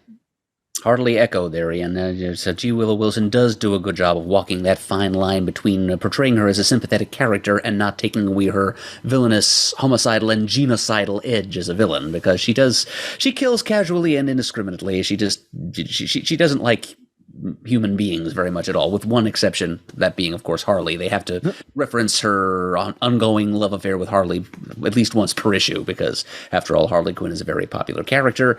And, yeah. So, and I agree what you say about the quality of Takara's artwork, too. Ivy has branched out into the fungal kingdom, and those lamia spores she uses to murder people, it just truly horrifying. And Takara's images bring that home beautifully. I'm pretty sure this was planned originally as a miniseries, but I think they'd decided before it even came to print that they were just going to go ahead and run with it as an ongoing, and it seems to be working out for them. Absolutely, yeah, no question about it. All right. Which, Supergirl, Woman of Tomorrow. Figures that this, of all things of Tom King's, for me to decide to trade weight on. It's an 8-issue miniseries with artwork by Brazilian master artist Bilquis Eveli. And it's a coming-of-age story for Supergirl. It says, kind of hinted at in the title, Woman of Tomorrow. It starts with Supergirl going off on a bender, basically. She goes on an interplanetary pub crawl to celebrate the fact that she's turned 21. But she can't, thanks to her Kryptonian physiology, she can't get drunk on Earth, so she has to go drinking on a red sun planet. And while there, she gets dragged into the personal quest for vengeance of a young farm girl she meets there. And so she, in the course of the next 8 issues of trying to help extricate this girl and her planet from the injustice under which it lingers. She nearly loses her life on multiple occasions. This is once again a red sun planet, so she's not at full strength here. She needs to learn how to rely on other personal resources of hers, to see her new quest through to its end. And so she ends up maturing effectively along the way, with a little bit of help from her newfound friends and from old friends, Crypto the Superdog, and eventually, yes, Comet. Yep. Woo! Yeah, if I had known Tom was going to use Comet in this story, I would have been reading monthly from the beginning. But I trade weighted, and I got my trade. It's now I can barely keep my hands off it right now. I don't know what exactly I'm reading for, but I need to read this story start to finish, as I have not yet. I've just read the first couple of installments within that trade, but it's enough to know that this is a comic that turned out to be even better than I expected to be, and I think Murd, you won't be disappointed. It surprised a lot of other people too, I think, and they're already planning to make some kind of animated movie out of it, I think. That's not surprising. Well, and also live action for that matter, as it'll be part of the DC slate with James Gunn. Oh, okay, so maybe that's what I heard. That it's going to be a live action movie. Okay, wow. Better. As long as there's a live action super horse flying around, that's what you cannot do this without the super pets. I will not allow it. Agreed. Yep. All right, so there we go. That's me sticking this fantastic piece of work on the part of Tom King into our mix for best sleeper or surprise. Great pick, Murd. All right. As for the listeners, some things that they had mentioned in their nominations. Something else from Tom King, the Love Everlasting series, which just began this year. The DC horror series, The Nice House on the Lake. Marvel's current Punisher series, The Many Deaths of Lila Starr, A Righteous Thirst for Vengeance, Liam Sharp's Starhenge coming out from Image, Public Domain is in there, Fables is in there, a nomination for The Blue Flame, written by Chris Campbell, which is great work also. Let's see, the current, Dudley Datsun and the Forever Machine by Scott Snyder and our good friend Jamal Igle. Nice. Let's see, Hitomi, She-Hulk, Do a Powerbomb, the Image series Twig, and we end up with a 3-way tie for the things that are actually going to get on the ballot for this category. And those 3 lucky series are the DC horror series, The Nice House on the Lake, the miniseries 8 Billion Genies, and the Ben Percy written Ghost Rider series, currently published by Marvel. That's been getting a lot of acclaim, that Ghost Rider series. Yep. As has 8 Billion Genies, for that matter. So that's I'm glad I wound up on the list. Yep, it's taking one of the premises of the Wonder Woman 84 movie and actually doing something a little bit better with it. Yes. So we end up having 6 things on the slate for Best Sleeper or Surprise Hit of 2022, and those are Giant-Size Gwen Stacy, Poison Ivy, Supergirl Woman of Tomorrow, Ghost Rider, The Nice House on the Lake, and 8 Billion Genies. Yep. We make up for a choice of 3 for Best Cliffhanger, choice of 6 for Best Sleeper Surprise Hit. That's what we're talking about. It all averages out. Exactly. And now we get to the back half with Best Ongoing Comic. Ian? I think you skipped one, my friend. Yeah, could we step back a minute to get the Best Storyline category? Oh, yes. Oh, you know what? I think I combined the 2 on my own sheet. So that's why that category had such a long name. That's what I thought. Okay, my apologies on that one. So, you guys go right ahead. I'm going to come up with one off the as we speak. So, Murd, go right ahead. Okay. Well, let's see which. Let me look at my little sheet here to see which one. Heck with it. I think we need some Star Wars on this ballot, so I'm going with The Crystal Run, which was the introductory arc of the new Han Solo and Chewbacca ongoing that Marvel's been putting out. Okay. Chris? From Amazing Spider-Man, what did Peter do? Ooh. Nice. I actually almost said those words, so well done. But instead, I think I'm gonna go with, you know what? Why not? Let's go back to Batman. Let's go back with the failsafe arc of Batman. All right. Okay, so if you're in the mood for some good old-fashioned Star Wars storytelling, I think Marvel did a good thing in coming up with a new series for Han and Chewbacca, which I kind of think they maybe originally intended for that to be a mini-series too, but it's still going on. I mean, they've even tied it into their tying it into or maybe launching this year's big Star Wars crossover from it.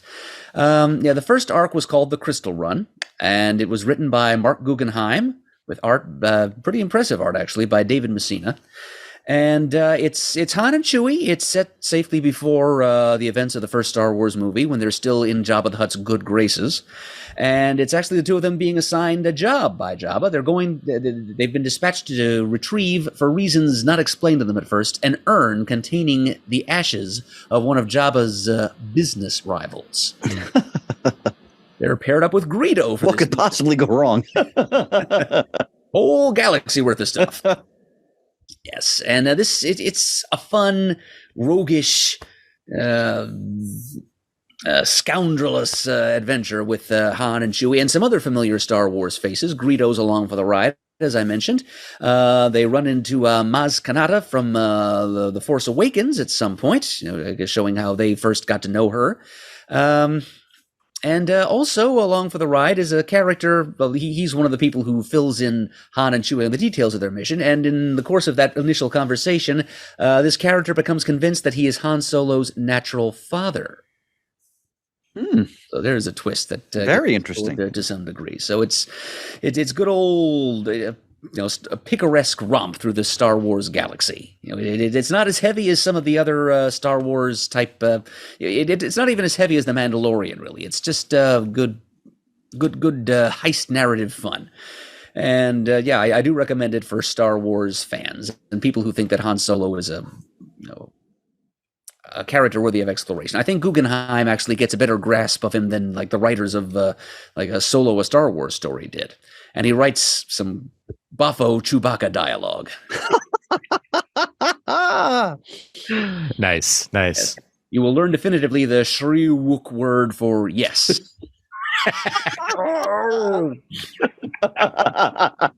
Great that Maz Kanata showed up too. I always like to see further integration with the newer stuff, even as we're going older. So yeah, good to hear. For those not watching the trilogies. For those not watching the video, you really missed Murd doing his impression of a Wookiee, and it was priceless. Go back Well, on not as good as YouTube and Shane, watch it. but I'm trying. Good stuff. All right.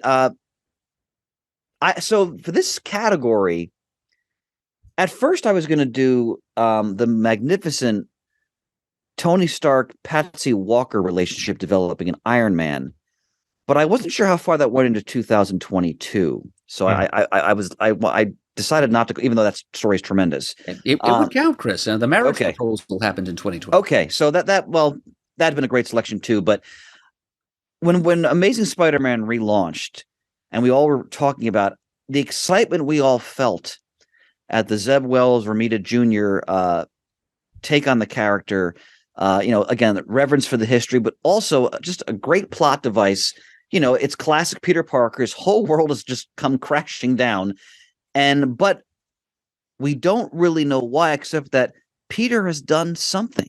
And as the title says, what did Peter do? Yep. And I'm a few issues behind, but we still don't know. we're actually currently finding out now. Okay. I'm a few issues behind. Those issues, and I'm behind as well. I just know from Spider Twitter and what have you that we are learning that right now in the pages of Amazing Spider-Man that the arc is occurring as we speak. Zeb Wells is going to finally tell us and fill in those gaps. Well, it's to me, this has just been great Spider-Man. You have Peter struggling with his own foibles, and in this case, clearly some serious choices and the consequences of them. Great street level stuff with Tombstone in those early issues. It just again, it felt home again with Spider-Man. I haven't read Spider-Man consistently for quite a few years for a variety of reasons, and it's been nice to be back on the character. I'm a little behind, but monthly, and I find this whole story enthralling. So that's my choice. No, it's a great pick, and I agree wholeheartedly with it. I even with the the kind of mini Inferno stuff going on, like I found fun in that. Even I'm not quite thrilled with what they've done with Ben Reilly, and I never will be. But it was even as a dalliance in the middle of it, it's still been very, very good Spider-Man stuff over the past year. So. Agree. All right, and for me, Batman Failsafe, just echoing off of what I said before with the Batman activating Zur-En-Arrh, Zdarsky really gets the Bat family, and what's great about Batman Failsafe as a storyline is that it builds off of one of my favorite Batman stories. It didn't even happen in the Batman book. And that's Tower of Babel. Because JLA Tower of Babel sits on a pedestal as one of the JLA stories ever. Mm-hmm. And after Batman did what he did, after his protocols, his retreat Superman. Anyway, sorry. wound up in the hands of Ra's al Ghul, Batman needed to ensure that if he himself ever crossed the line, that there would be a way to take him down. And this arc starts with that appearing to be the case. We almost immediately know that it is not the case because Penguin essentially fools Batman into having having the needle in his neck or the cyanide pill or what have you, and making it appear that Batman is the one who killed the Penguin. And the minute that happens, because Alfred wasn't around to reset the protocols, Failsafe activates. And we go from there. And the story itself brings together the entire Bat family, brings Nightwing in from Bloodhaven. Tim is our main Robin here. It's kind of weird they don't mention Damian once, really, throughout, but whatever. I'm just happy to see Tim as Robin any way I can get it, and he's great in this. You've got Oracle as a presence, and Batman is essentially facing something that he's never faced this powerful before because it's the anti-Batman. It has all of what Batman can do. It knows and it adapts to, and its mission is to just take him down. Yeah, it's great. It's a great storyline. So excellent storyline by Zdarsky. Batman Failsafe is my choice. All right. And some things that the listeners liked. Let's see if I'm reading this right. Okay. Let's see. Right. There's a couple of arcs from Dan Slott's Fantastic Four run. Let's see, a couple of nods for the Amazing Spider-Man, actually, including What Did Peter Do? Halfway to Sanity from the Moon Knight series, the whole Books of Korvac Cosmic Iron Man thing from Cantwell's Iron Man series. Fantastic. The War World saga, which ran forever and a day in Action Comics. Jeff Lemire's Bone Orchard mythos is in there. The Last Ronian from the Teenage Mutant Ninja Turtle comics. And we find ourselves with a tie once again for the things that the listeners liked most. And it is a three-way tie. Actually, one of those, Ian picked off one of those three things with Batman Failsafe. That was tied for first. So the two other things that will be added to the ballot in the listener's name will be, I don't have a very good name for it, but just the general arc that's been going on in Nightwing, where Nightwing helps to clean up Bloodhaven. I guess in the wake of the fall of Blockbuster or whatever. And the AXE Judgment Day story. Avengers, X-Men, and Eternals, masterminded by Kieran Gillen, which was a close runner-up in my own list of best storylines for the year. So, the ballot will consist of, under best storyline, What Did Peter Do in Amazing Spider-Man, Batman Failsafe, The Crystal Run from Han Solo and Chewbacca, the AXE crossover, and the Nightwing thing. Or you could call it Dick Grayson progressive. Yes. There you go. Dick Grayson, I got a lot of money and I'm going to fix things. All right. And now we can officially go over to Best Ongoing Comic. Need not have begun publication in 2022. It's just a good comic book. Murd, start us off. Okay, I'm going with The Flash. Okay. Chris? Nightwing. And I'm going to go with Amazing Spider-Man. All right. Well, The Flash, a lot has been said about Jeremy Adams' run on The Flash, especially during last year's awards. This whole process in 2021. It's good superhero stories, and it got ramped up a bit this year thanks to the Flash family's involvement in the Dark Crisis, and also the 1 Minute War arc that's gotten started. It continues to be great superhero comics, told lovingly, and I'm not going to go into more detail than that, because it's getting late, and we want Chris to be able to stay with us till the end. So, The Flash. Understood. Very few people get the Flash family better than Jeremy Adams has. And I hope he continues to write the Flash, even as he moves over to Green Lantern, as we've said. And hopefully that would indeed be the case. So, excellent. Chris. So, I mean, we've been ecstatic about this book now, month after month, in our discussions on the show. Tom Taylor, Bruno Redondo, other artists, not just Bruno Redondo, whose names I apologize for forgetting, who also work on the book. To me, it's the most exciting superhero comic coming out month after month. I can't think of a book that just has such a better grasp of the essence. I mean, the essence of a character, but does something new in that they're taking that essence and yet they're advancing the character. The character's growing before the eyes of the reader as a person. And without question, the best capturing of the Oracle and Nightwing relationship I've ever seen in a comic, without question. Oh, yeah. This is anyone who loves these characters. If you've not read this series yet, please don't think, to use that old DC Bronze Age ad for people to buy Kirby comics, just go out and buy Nightwing. They're really, and I'm saying this without hyperbole, there really isn't anything better on the stands. True. That's my pick. Yep. No, you're absolutely right. It continues to be easily one of the best comic books around, and Tom Taylor's been just so consistent all the way around. So yes. And Amazing Spider-Man, I'll say, it's a lot of it's already been said by Chris, but it's nice to be enthusiastic about yes. Spider-Man again. And Zeb Wells is a writer that has proven time and again that he just gets Peter Parker. And that continues to be the case here. Even as, his entire world has been thrown apart, even as things are in shambles, even as Mary Jane is suddenly married with has a family. we're still getting Peter Parker at the core.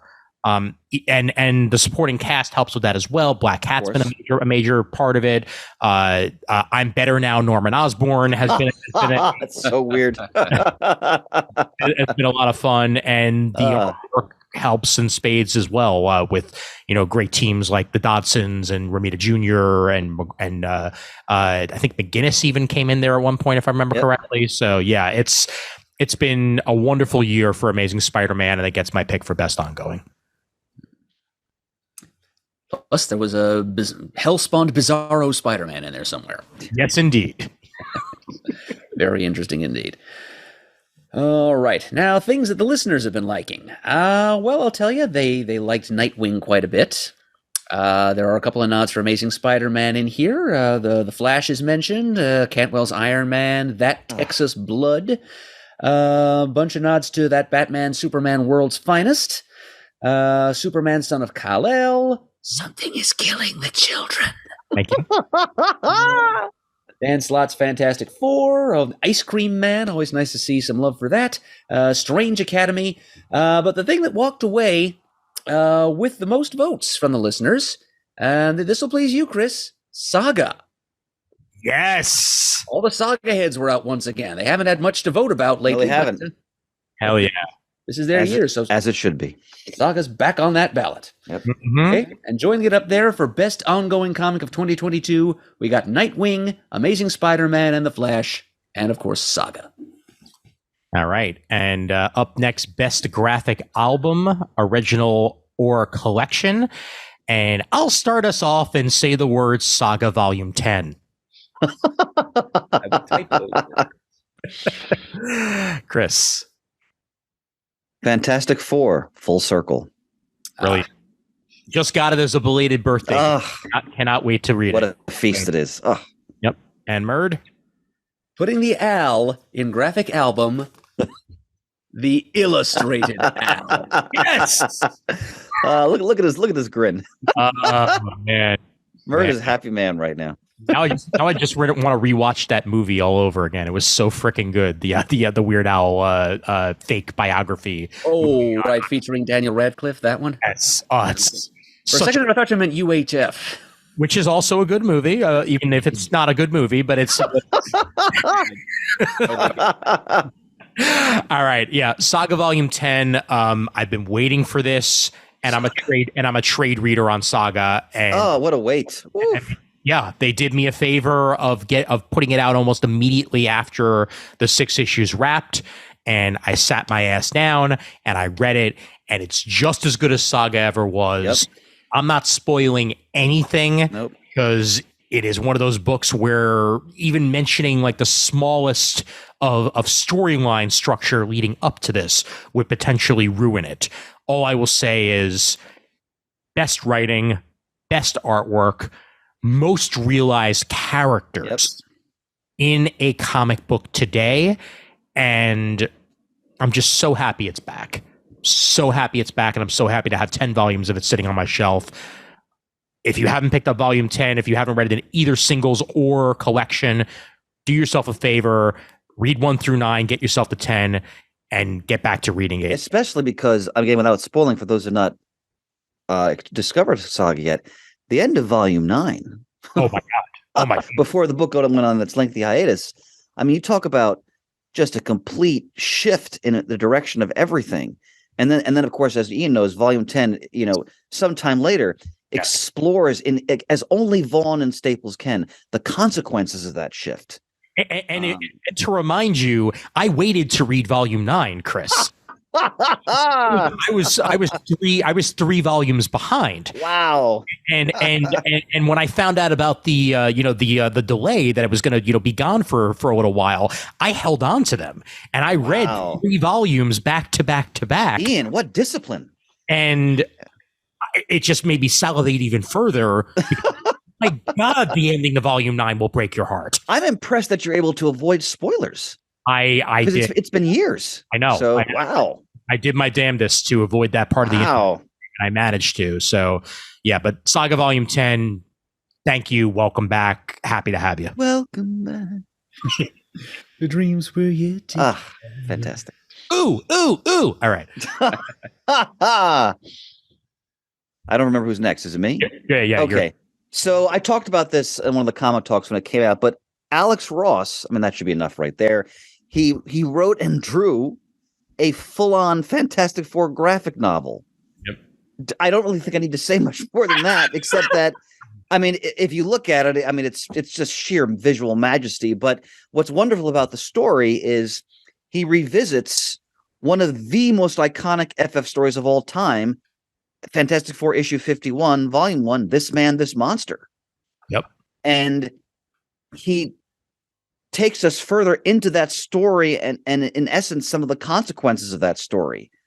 But it's in like the present day. It's awe-inspiring stuff. And it's well plotted. I'm not really familiar with Alex Ross as a scripter. I thought he did a fine job. But Ian's going to bring up an image. Like, come on, look at that. Like, come on. There's almost no words. Yeah, I mean, it's impossible to argue with. Yeah. So anyway, if you're listening to this and not seeing it, he has this beautiful full page spread of like where Ross does basically the entire origin of the Fantastic Four in like 2 pages. Mm-hmm. And it's just stunning. Yeah. So just do yourself a favor. If you love these characters, if you love Alex Ross's take on the Marvel Universe, just go out and get this book. It's a beautiful package. The presentation of it. It's when you think about what an OGN should be, this is it. Well done. And one of the best renderings of the Thing. Period. Oh God, yes. Yep. Very detailed. You can practically feel the texture in each of those rocky tiles on his skin. And now, having very little chance in the final voting up against 2 titans, the likes of which you guys have nominated. Something I always struggle with this category, but then I remembered that there was a true OGN, like really original, that I happen to have in my possession that just came out this year from Z2 Comics. It's the Illustrated Al, subtitled "The Songs of Weird Al Yankovic." And it came with a couple of alternate, like variant covers. The one that I have here is the main cover, which was by Drew Friedman, but there's also one by Mike and Laura Allred. If you're lucky enough to get your hands on that one. And basically, it is just, as it implies, that there's an introduction by Weird Al's friend, Emo Phillips. And Look at that page. It's a whole truckload of different independent cartoonists doing visual renderings inspired by the lyrics of different Weird Al songs. Like it's most of them are like completely original compositions of Al, but some of them, such as Yo Yo Yo Yoda here, are his parodies. And some of these just take, they just straight up illustrate the lyrics. Others take the lyrics as kind of a starting point, and they build a whole story in between the lines of the Weird Al songs. There is a lot of creativity in this little hardcover here, and just a dizzying variety of different art styles. It's kind of like, if you remember the short-lived Weird Al show on Saturday mornings in the late 90s. Yep. Yes. Every verse of the theme song was a different animation style. It's like that to the power of 10. It's just like, see, there's fat. Yes. Oh man. There's another. There's Yoda. You've already seen. He's a national treasure. Got a funny feeling you don't love me anymore. Yeah. And I could go on, but again, we're kind of pressed for time. The Night Santa Went Crazy. If you're in a Yep. If you just love if you love the music of Weird Al, or if you just love creative comics and creative visual takes on music, I mean, there's a lot of good stuff in this hardcover. So yeah, if you missed it the first time around, I strongly recommend it. You probably won't vote for it, but at least try to expose yourself to it at some point, okay? Yes, but expose yourself to that, and also expose yourself to Weird, the Al Yankovic story on Roku channel if you have not already done so, because the best not an actual biography that's ever come out. It's fantastic. Yeah. Quick side note, because Murd mentioned Mike and Laura Allred. A book I just wanted to mention, because I'm not sure if it actually has finished, but it came out in last year, was Superman the Space Age. It just finished a few weeks ago, Chris. So Okay. It wouldn't have been eligible, but it will be next year. Phenomenal. Like the first 2 issues I read, absolutely phenomenal. Yep. So we'll talk about that more when the book finishes. But wow. Absolutely. All right, so things that the listeners liked. Let's see here. Grendel Omnibus Volume 1, Adora and the Distance, Volume 1 of an Australian comic called Nottingham, Cosmic Detective, the first Astro City Metro book, as mentioned by Chris earlier, The Me You Love in the Dark, Reckless, The Ghost in You, our last model of the Murd Prize.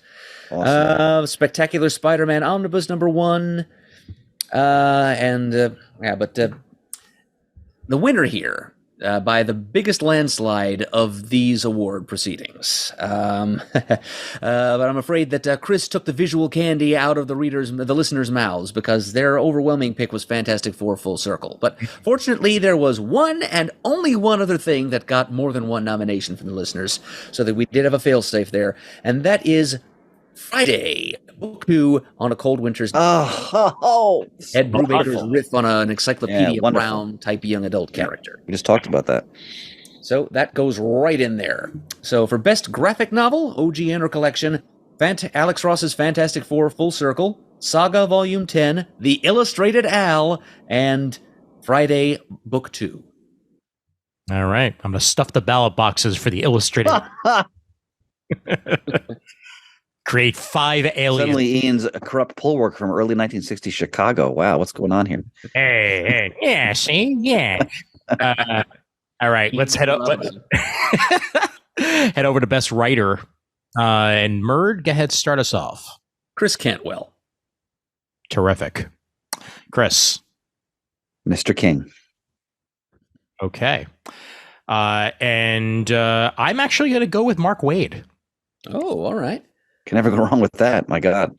Yep. A lot of the listeners will be agreeing with you there. Mm-hmm. All right. So Christopher Cantwell has been impressing us for the last couple of years. He gets the complexities of character. He gets the complexities of continuity, and he weaves it all together into a very readable, enjoyable package. And he's done a good volume of work in the past year in a variety of different fora. He's given us his Iron Man run, which has been well celebrated, and justly so. He did the Blue Flame through Vault Comics, which is an underappreciated gem. I'm waiting for my collection of that. I can't wait. Mm-hmm. Yep. It took kind of a long time to finish up. It was like 8 or 9 issues, and there was a kind of long waits between them. But it is finally done.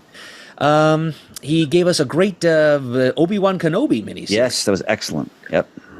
Just different little vignettes from different periods in the title character's life. So, yep, it's just quality work and a variety of it, and that's kind of what I look for in nominating a best fill-in. And Murdy also did a book called Briar. Which is like his Dark Horse, right? Yeah, which is his take on a fairy tale character. With the first issue, it was fabulous. Actually, it might have been for just a small. I don't remember the publisher. It might have been AWA or a Blaze or something. Yeah, I think it's a smaller press, but it's his take on Sleeping Beauty, and boy, is it not the Disney version. Very cool. Yep. Yeah. And excellent choice there, because Cantwell, exactly what you said, Murd. He's got that diversity of stock to go with there. And just one of the most versatile writers on the stands today. No question. And I want to remind people to piggyback on that. We've mentioned this a couple years ago. His Doctor Doom series is tremendous that he did. It's just a few trades. You can easily get them, but it's one of the best takes on Doom I've ever read. So. All right. I mean, Tom King. So why did I choose him? I mean, Murd, the Supergirl miniseries you mentioned is fabulous. But he has 2 miniseries now that he both are still going that were running in 2022. Obviously, Human Target. I mean, there's not much more I can say. It's next level stuff in the comic book medium. But he also started Gotham City Year One with magnificent art by Phil Hester, which is Slam Bradley, one of the first DC characters. Oh, yes. Ensnared in a crime noir involving the Wayne family, let's say in the I think it's the 30s or 40s. I don't remember which. That would make sense. Yeah, and the story isn't over yet. It's still running, but between that and Human Target, I mean, he's got two of the most exciting series out right now. And again, to use a word Ian used before, range, like Tom King, he's just all the different genres he's tackling, the reverent take on histories of different characters, yet he makes something new and exciting out of it. I can't think, I mean, maybe besides Cantwell, I can't think of a writer, Tom Taylor's another, but a writer who, it doesn't matter what he does, like Danger Street is totally off the wall, and I'm loving it. Anything he does, it is probably the first thing I read in my pile. So there was no hesitation in my nomination with this category. Yep. He also started off that backup in Batman, in Zdarsky's Batman. Eventually, Zdarsky took over the writing of it, but the first backup involving Catwoman on the chase for the Cobblepot. Oh, that's right. Yep. And that was great.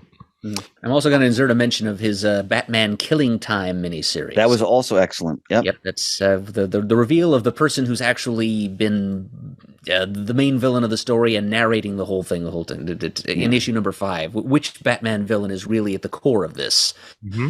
Not who you think. That came very close to my to my choice to being my choice for best cliffhanger or moment. And he even does romance. I mean, come on, Yeah. But, everlasting love, right? Or love everlasting. Yep, indeed.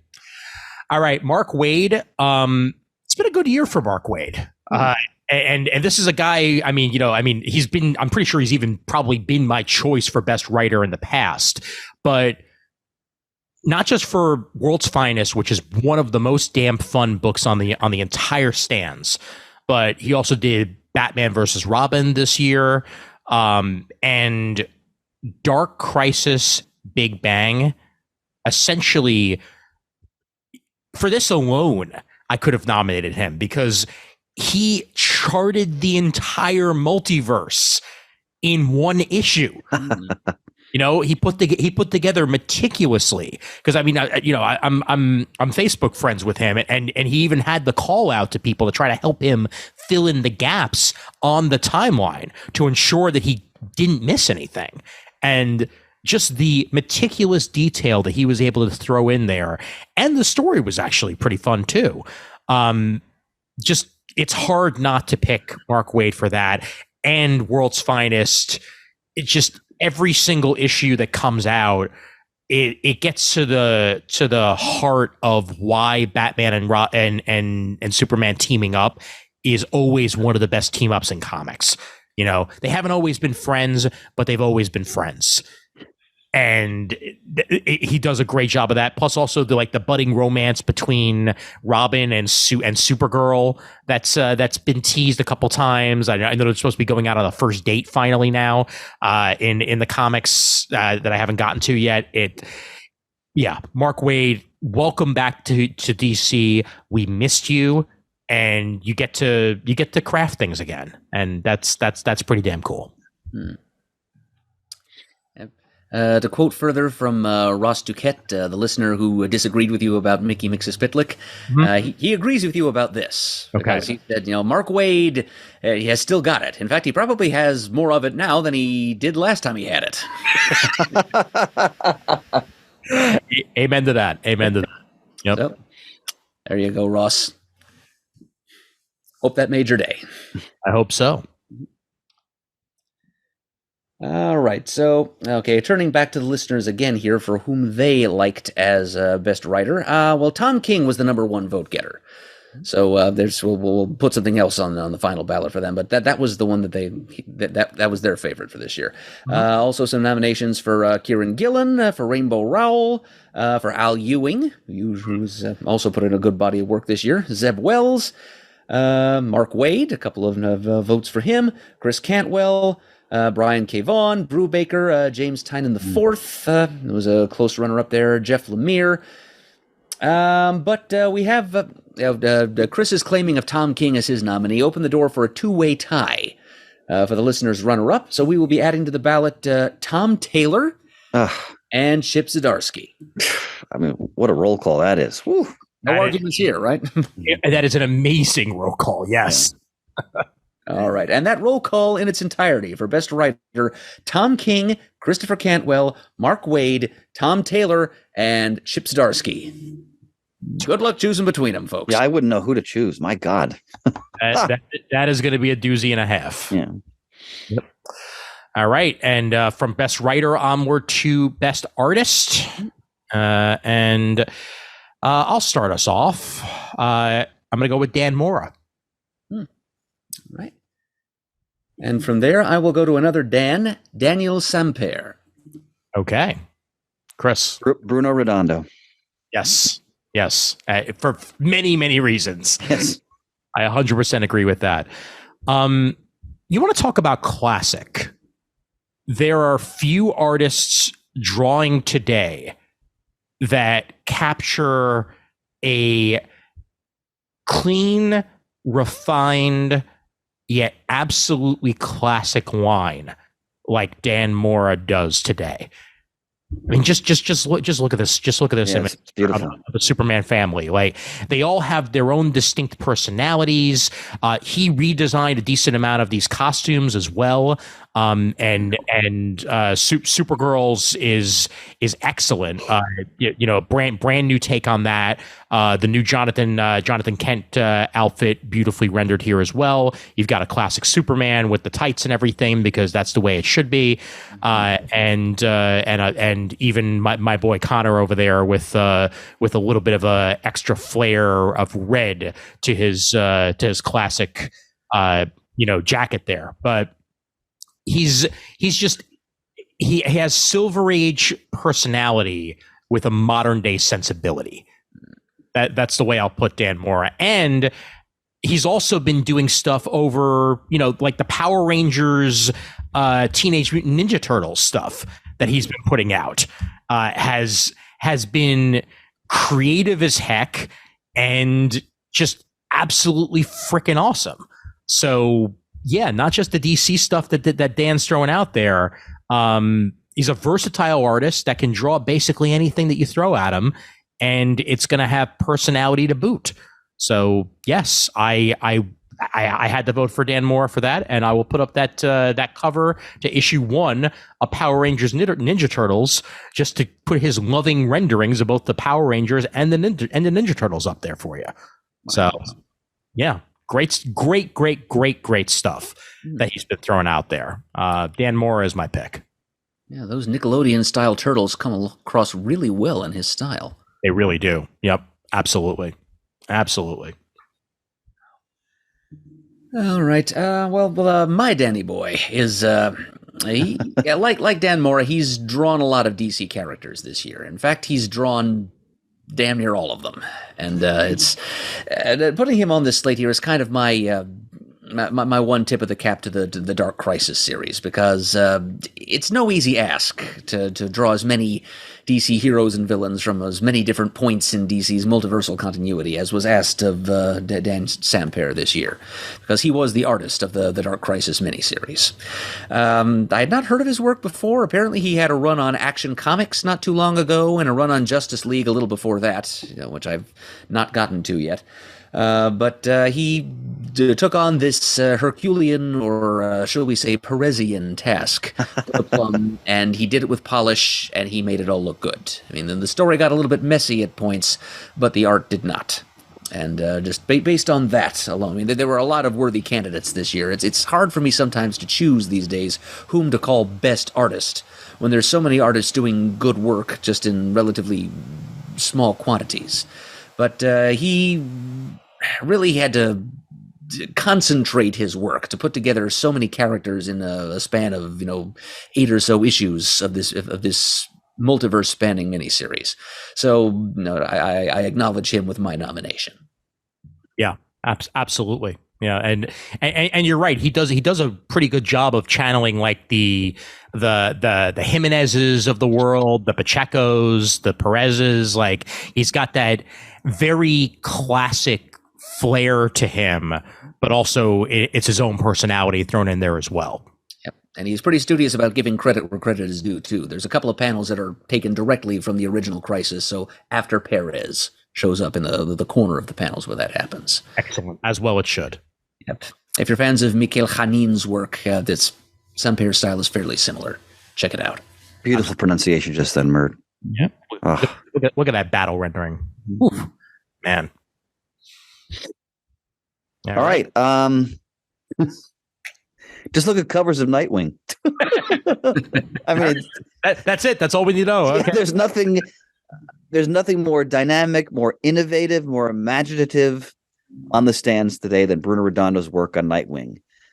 He doesn't do the interiors in all the issues, and not to take away from the other artists because they're all wonderful in this book. But I mean, look at what Ian just chose.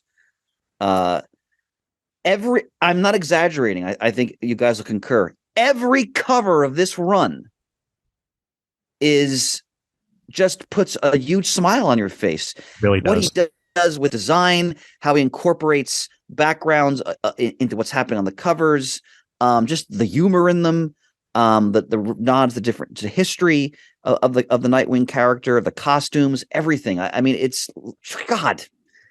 And we're not even looking at the interiors yet. I mean, the way he'll capture Nightwing's acrobatic ability in the comic. Yeah. Like he'll have whole 2-page spreads of just showing him how he moves from one building to the next. I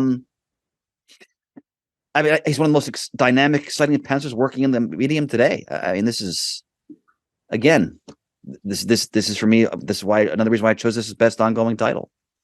So. For many a reason, I 100% agree with that assessment. Yeah. Yes, his innovation as an artist does not seem to have any limits. Definitely. All right. As for the listeners, let's see. Well, they agreed with us on a couple of points here. Let's see. Some people they nominated here: Alvaro Martinez Bueno, Jorge Jimenez. Let's see, Dan Mora, Bruno Redondo, Jeff Darrow made it in here for his Shaolin Cowboy, Trad Moore of that very psychedelic Doctor Strange series, Fall Sunrise. Let's see, John Romita Jr. made it onto the ballot this year. David Marquez, James Stocco, Fiona Staples, of course, since Saga is back. Alessandra Capuccio, Ryan Coelho, Marco Cecchetto, Jen Bartel. Okay, so the first and second choices of the listeners are Dan Mora and Bruno Redondo. Yes. So we must turn then to the second runner-up, and that's what's going to go on the ballot for the listeners, and that is Greg Smallwood. Okay. Well, I don't think... Seems like he belongs there. He sure does. He very much does, yes. Yes, he does. And a fourth runner-up would have been Bill Kisavelli, by the way, of Supergirl Woman of Tomorrow. Excellent. So there we go. Your best artist candidates, Bruno Redondo, Daniel Sampere, Dan Mora, and Greg Smallwood. Terrific. And onward to best writer artist. Chris, start us off. Cliff Chang. Okay. I am double checking mine. Did you mean Cliff Chang or Bernard Chang? Cliff Chang from Catwoman Lonely City. Okay. All right. Then yes. Then that's where I was gonna go with mine, honestly. So I'm sorry. No, perfectly fine. I am gonna try to think of one. If I don't, then no worries, because I always have trouble with this category. So Murd, go right ahead. Yep, let me buy a couple of seconds here. I'm going to put some indie love on here and go with Jeremy Bastian. Terrific. All right, well, Ian, here's what we can do. You go with Cliff Chang. I'm gonna go with Chip Zdarsky from Public Domain. Oh, well, there you go. Boom. Boom, boom, boom. Done and done. Resolved. Okay. Then Zdarsky away. See, it was more than worth that to make that gesture, because then you did one of your patented Borscht Belt responses. It's superb. It's Chip Zdarsky writing and drawing one of the best comics of 2022. We've already talked about at some length why Public Domain we think is such an affecting, magnificent comic, and it's totally his vision. He writes it, he draws it. And if you know Zdarsky's work from Sex Criminals, for example, would you guys say it's a similar style or a little more cartoonish in this book? I wouldn't even say cartoonish. I'd say more realistic. More realistic. Okay, yeah, I think that's a better way of putting it. If anything, I think Sex Criminals was more cartoonish. You're right. I agree with you. That was poor choice of words on my point. But the way he captures expressions of the characters in this book, the body language as they're navigating the family dynamic that we as the readers are experiencing, and again the reverence for the history that he's capturing in the story. I think this is a consummate example of a writer artist at the peak of their powers. So. Yes. Yep. And he even writes his own solicitations, because that's still one of my favorite solicitations for anything in Public Domain #1. Hi, it's me, Chip. I'm writing this solicitation. Like, yes, you are, my friend. Yes, you are. I love Zdarsky humor. Yep. For Cliff Chiang, Catwoman, Lonely City, I'll just throw in there that it's one of the most lovingly rendered future versions of a Batman adjacent book since, I'm just going to say it, since Dark Knight Returns. Oh, I couldn't agree more. It's a towering achievement. It really is. Like the artwork, the writing, the world. It's Logan for Catwoman, basically. Yeah. Well put. And it's just a terrific job writing art all around. Good for you, Cliff Chiang, and I can't wait to see whatever he's going to write next after. Yeah, I mean, I've loved Cliff Chiang's work. Cliff Chiang came to my store once and did a signing. He was such a wonderful, generous guest. Mm-hmm. But I always knew him as an artist. But I was blown away by his writing in this book. I mean, and the way he revisits like the Riddler, mm-hmm. how the Riddler is characterized in this story, and just how he shows the burden and passage of time on these villains as they're well into middle age. Like the Killer Croc characterization is tremendous. I was floored by this book. Even got a good take on Ma Hunkel, the original Red Tornado. Yeah, that's a good point, Murd. To me, this is one of the most revelatory readings of 2022. And let me tell listeners, the collected edition is a beautiful presentation. Yeah. So definitely pick that up. Is it the same dimensions as the original miniseries? Yes. Yeah. It's a beautiful. It's gorgeous. Yeah. It's a nice oversized hardcover. Yep. All right, Jeremy Bastian. Longtime listeners of the show may remember him as the creator of Cursed Pirate Girl. And he's a meticulous worker.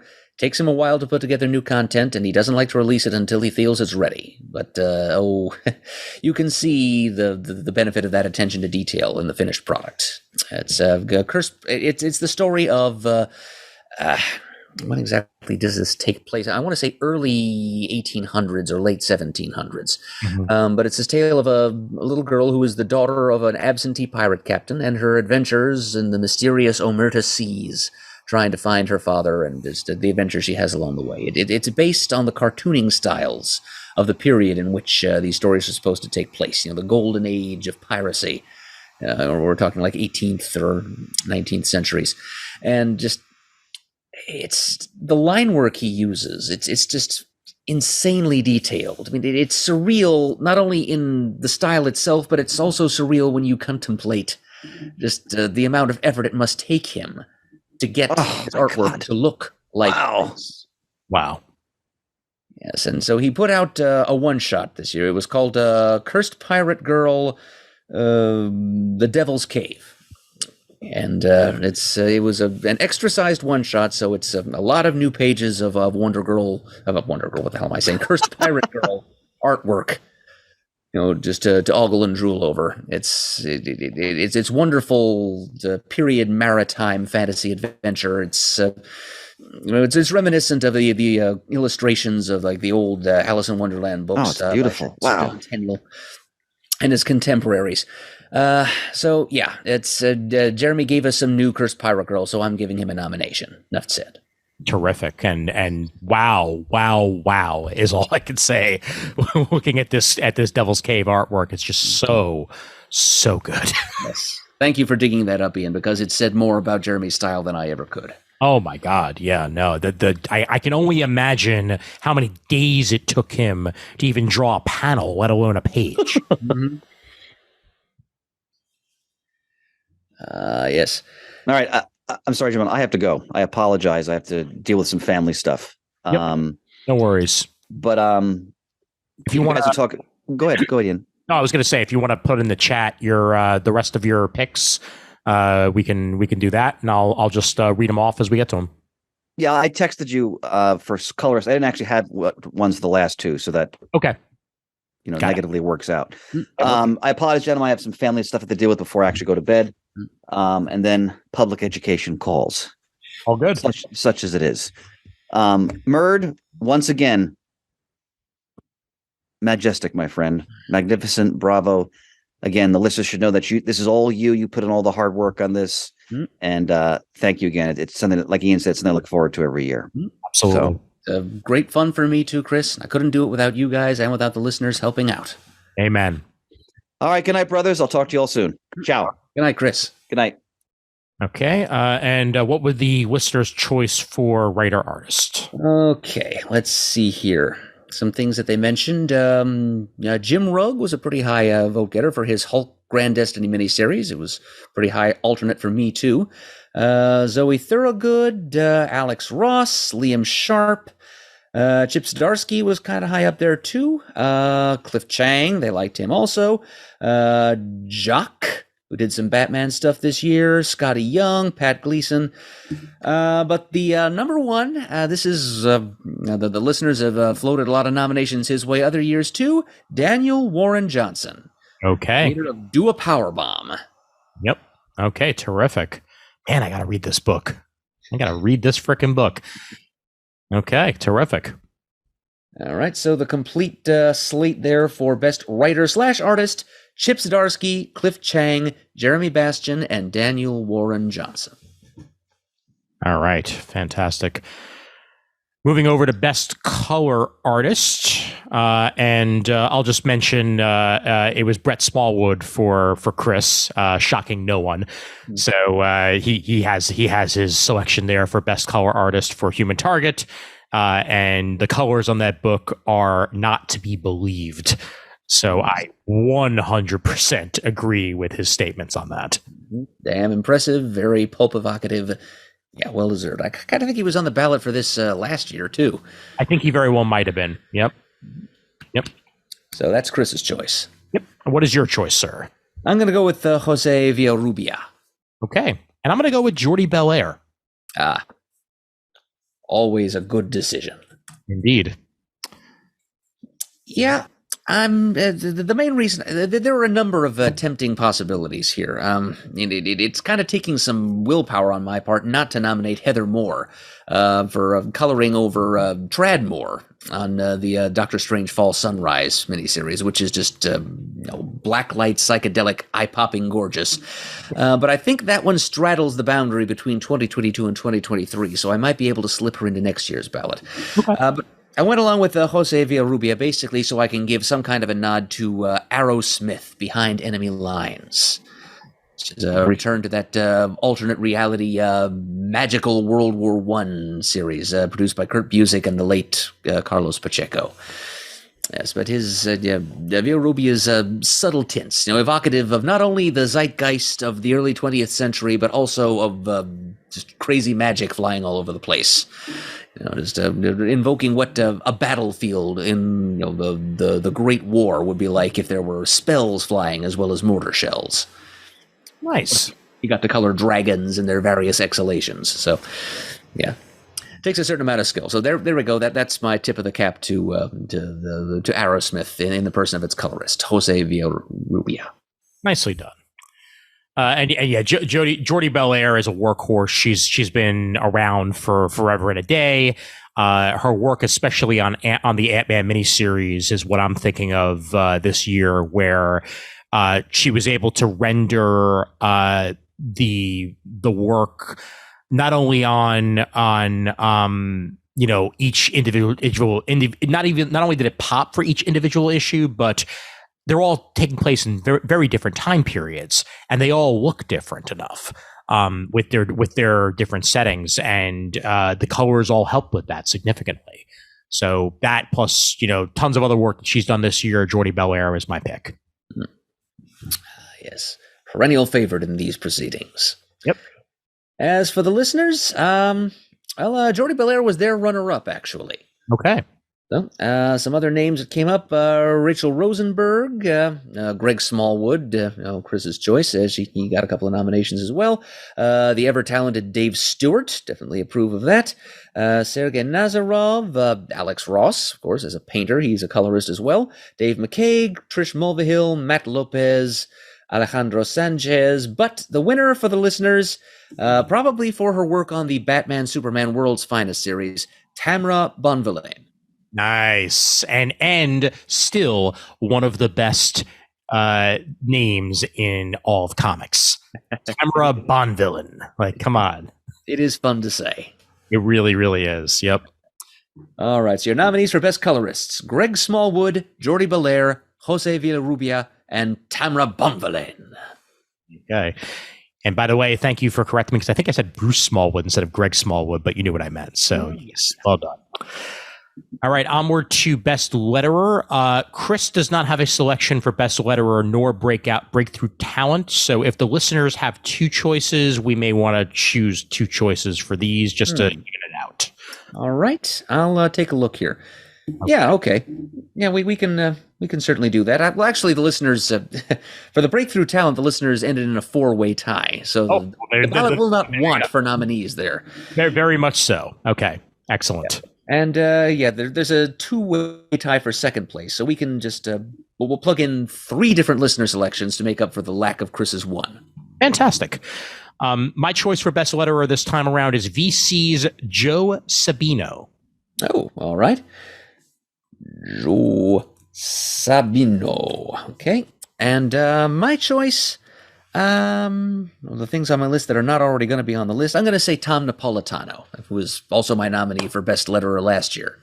Okay. So Joe Sabino had the terrific task of putting together the lettering for House of 92.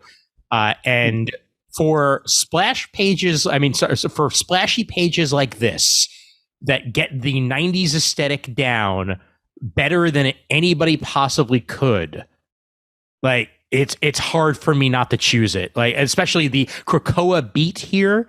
That's one of those in-between pages, like what Hickman does with his House of X. This is the type of stuff that you're met with House of 92. And it takes a lot of design sense to pull off one of these things. And the lettering is on point. It feels 90s as heck.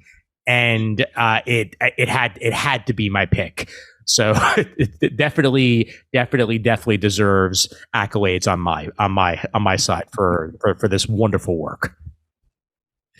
Yep, it's right. That kind of looks like an early 90s Pizza Hut menu, all that stuff. Exactly. And funny enough, for that matter, any listeners that are interested in Pizza Hut menus, go to the super group and find my post from a couple of days ago where there was a site, I think called, that I forget the name of the site offhand, that did an in-depth dive into the X-Men Pizza Hut comics from the 90s.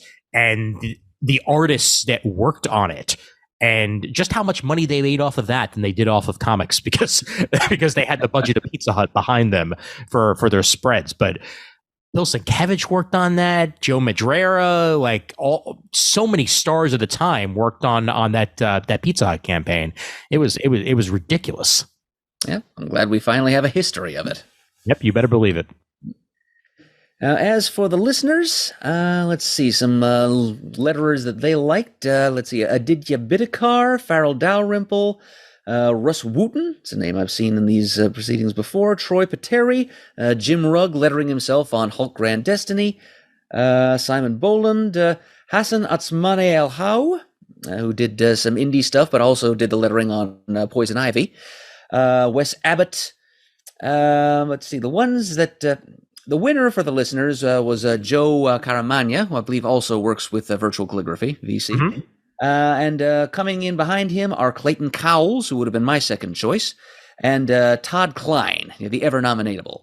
Okay. And my own choice, I just realized I forgot to mention, or at least to elaborate upon, is Tom Napolitano, who did the lettering effects for the Final Crisis, the Dark Crisis on Infinite Earths miniseries, and also some other DC projects earlier on in 2022, the titles of which have since lapsed from memory. But it's for not just Dark Crisis, but Dark Crisis doesn't hide. He's going to be on this slate as well. So your choices for Best Letterer are VC's Joe Sabino, Tom Napolitano, Joe Caramagna, Clayton Cowles, and Todd Klein. So we will not want for letterers here. You better believe it. And last but most certainly not least, home stretch here. Yep. Breakthrough Talent of 2022 cannot have won the award previously. Yes, this shall be written in flaming letters upon the sky, folks. Thou shalt not renominate. Yes, otherwise known as the Tom King Award for breaking through 4 times. My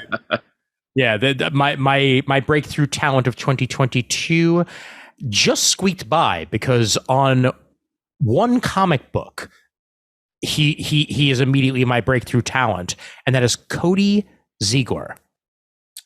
All right. Point of order is that Ziegler or just Zigler? Ziglar. Lar. Oh, okay. Glad I asked. Mm-hmm. Okay. And I'm awarding mine. It's going to be a joint nomination here for the writing tandem of Jackson Lansing and Colin Kelly. Okay. Well done. Cody Ziegler just started a new Miles Morales comic over at Marvel. And Miles Morales is a character that I feel like has kind of gotten a short shrift over the past couple of years, even though Saladin Ahmed did a wonderful job of writing him.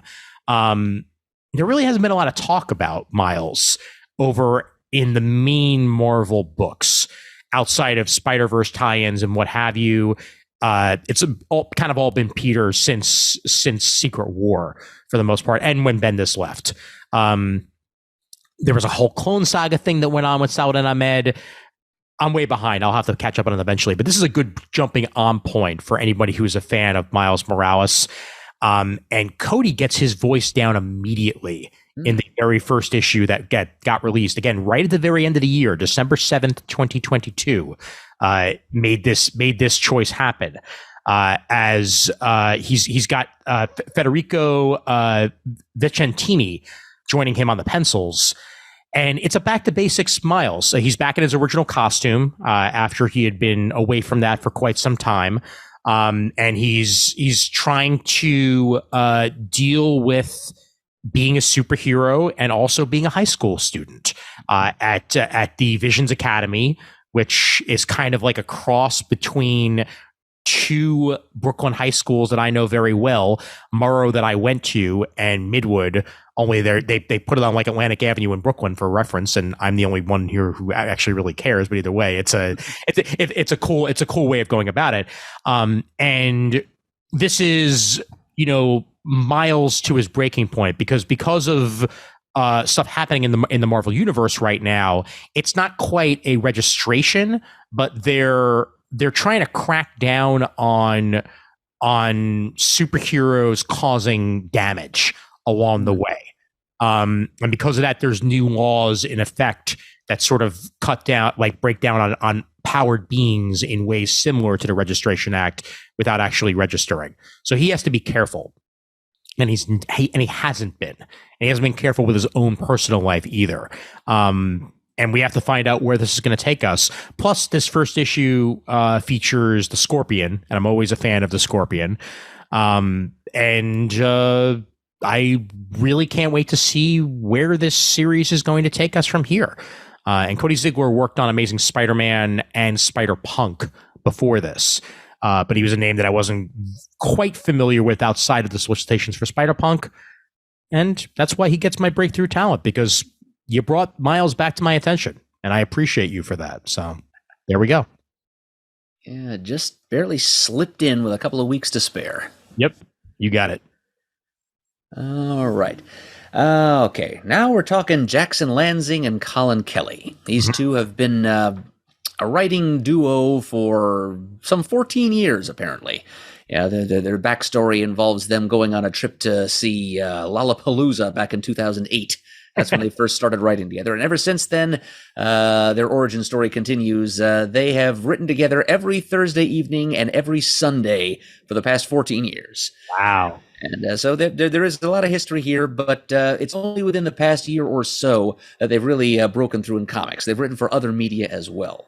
But they turned our heads with that Kang the Conqueror miniseries that they wrote last year, and they've gone on getting ever higher profile jobs ever since then.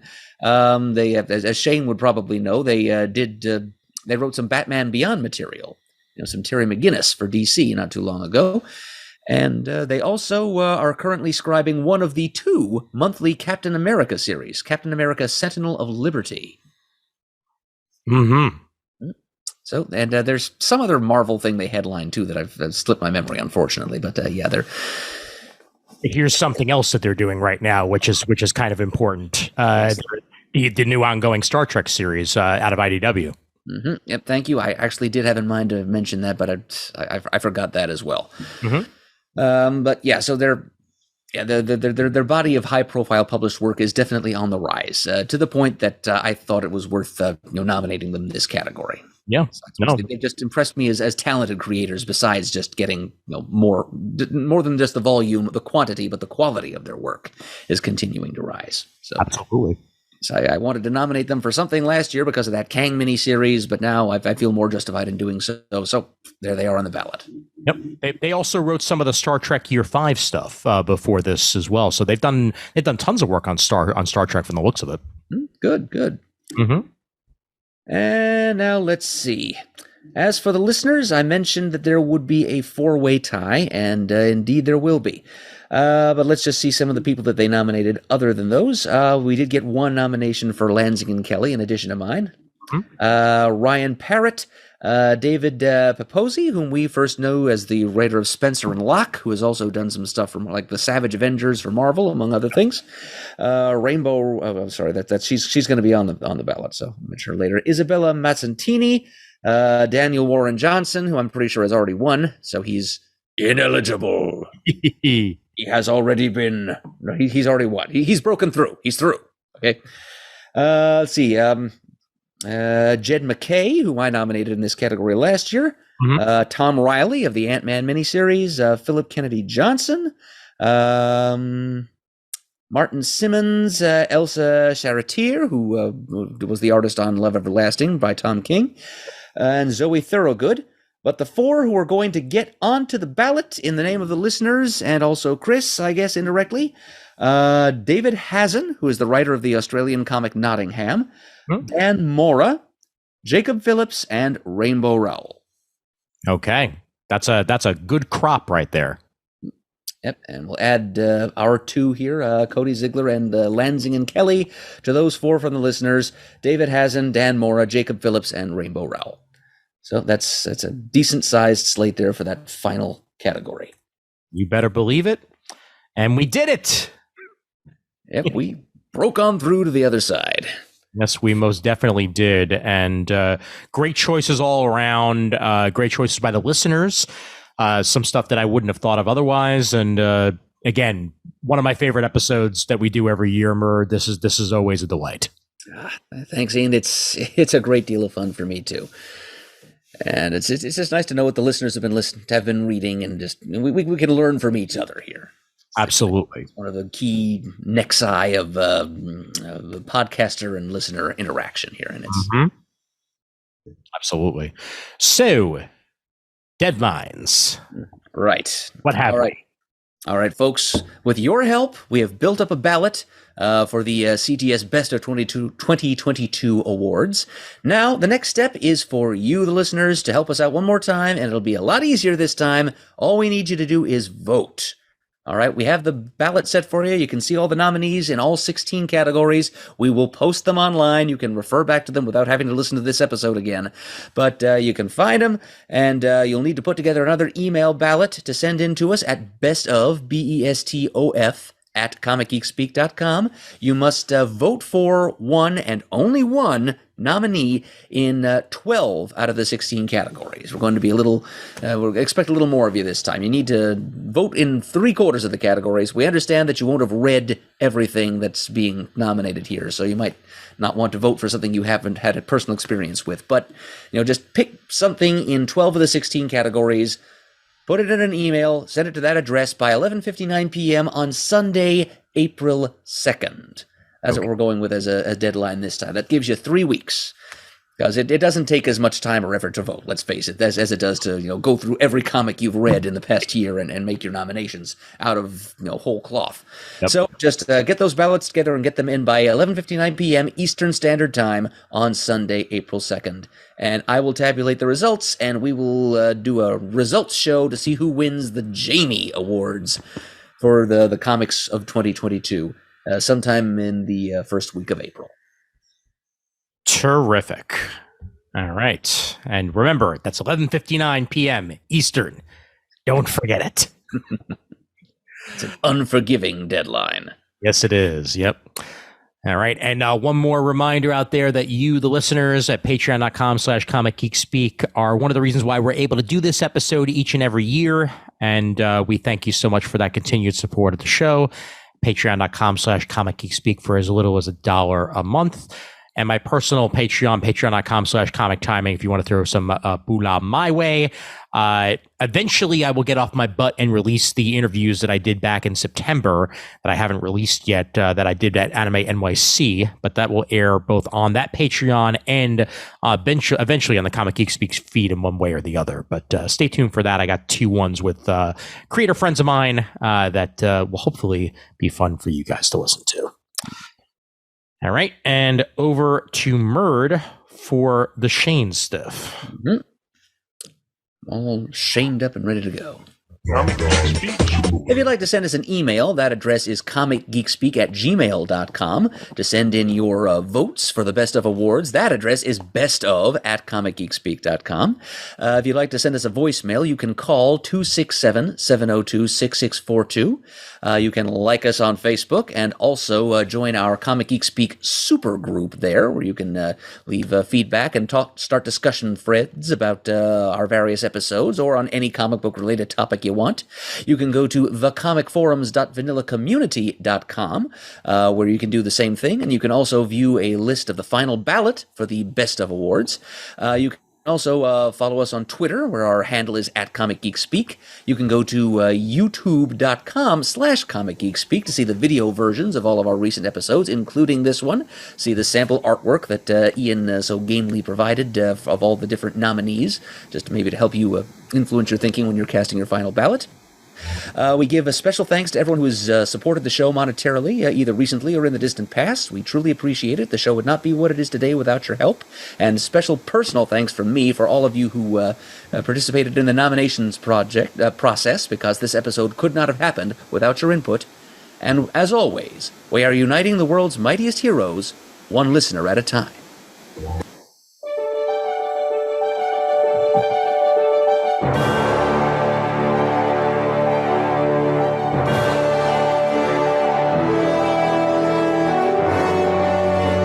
I'd like to thank my mother, my father. Oh no, they're playing me off.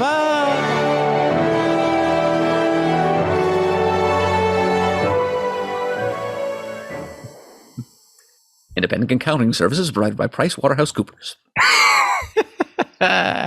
Fantastic.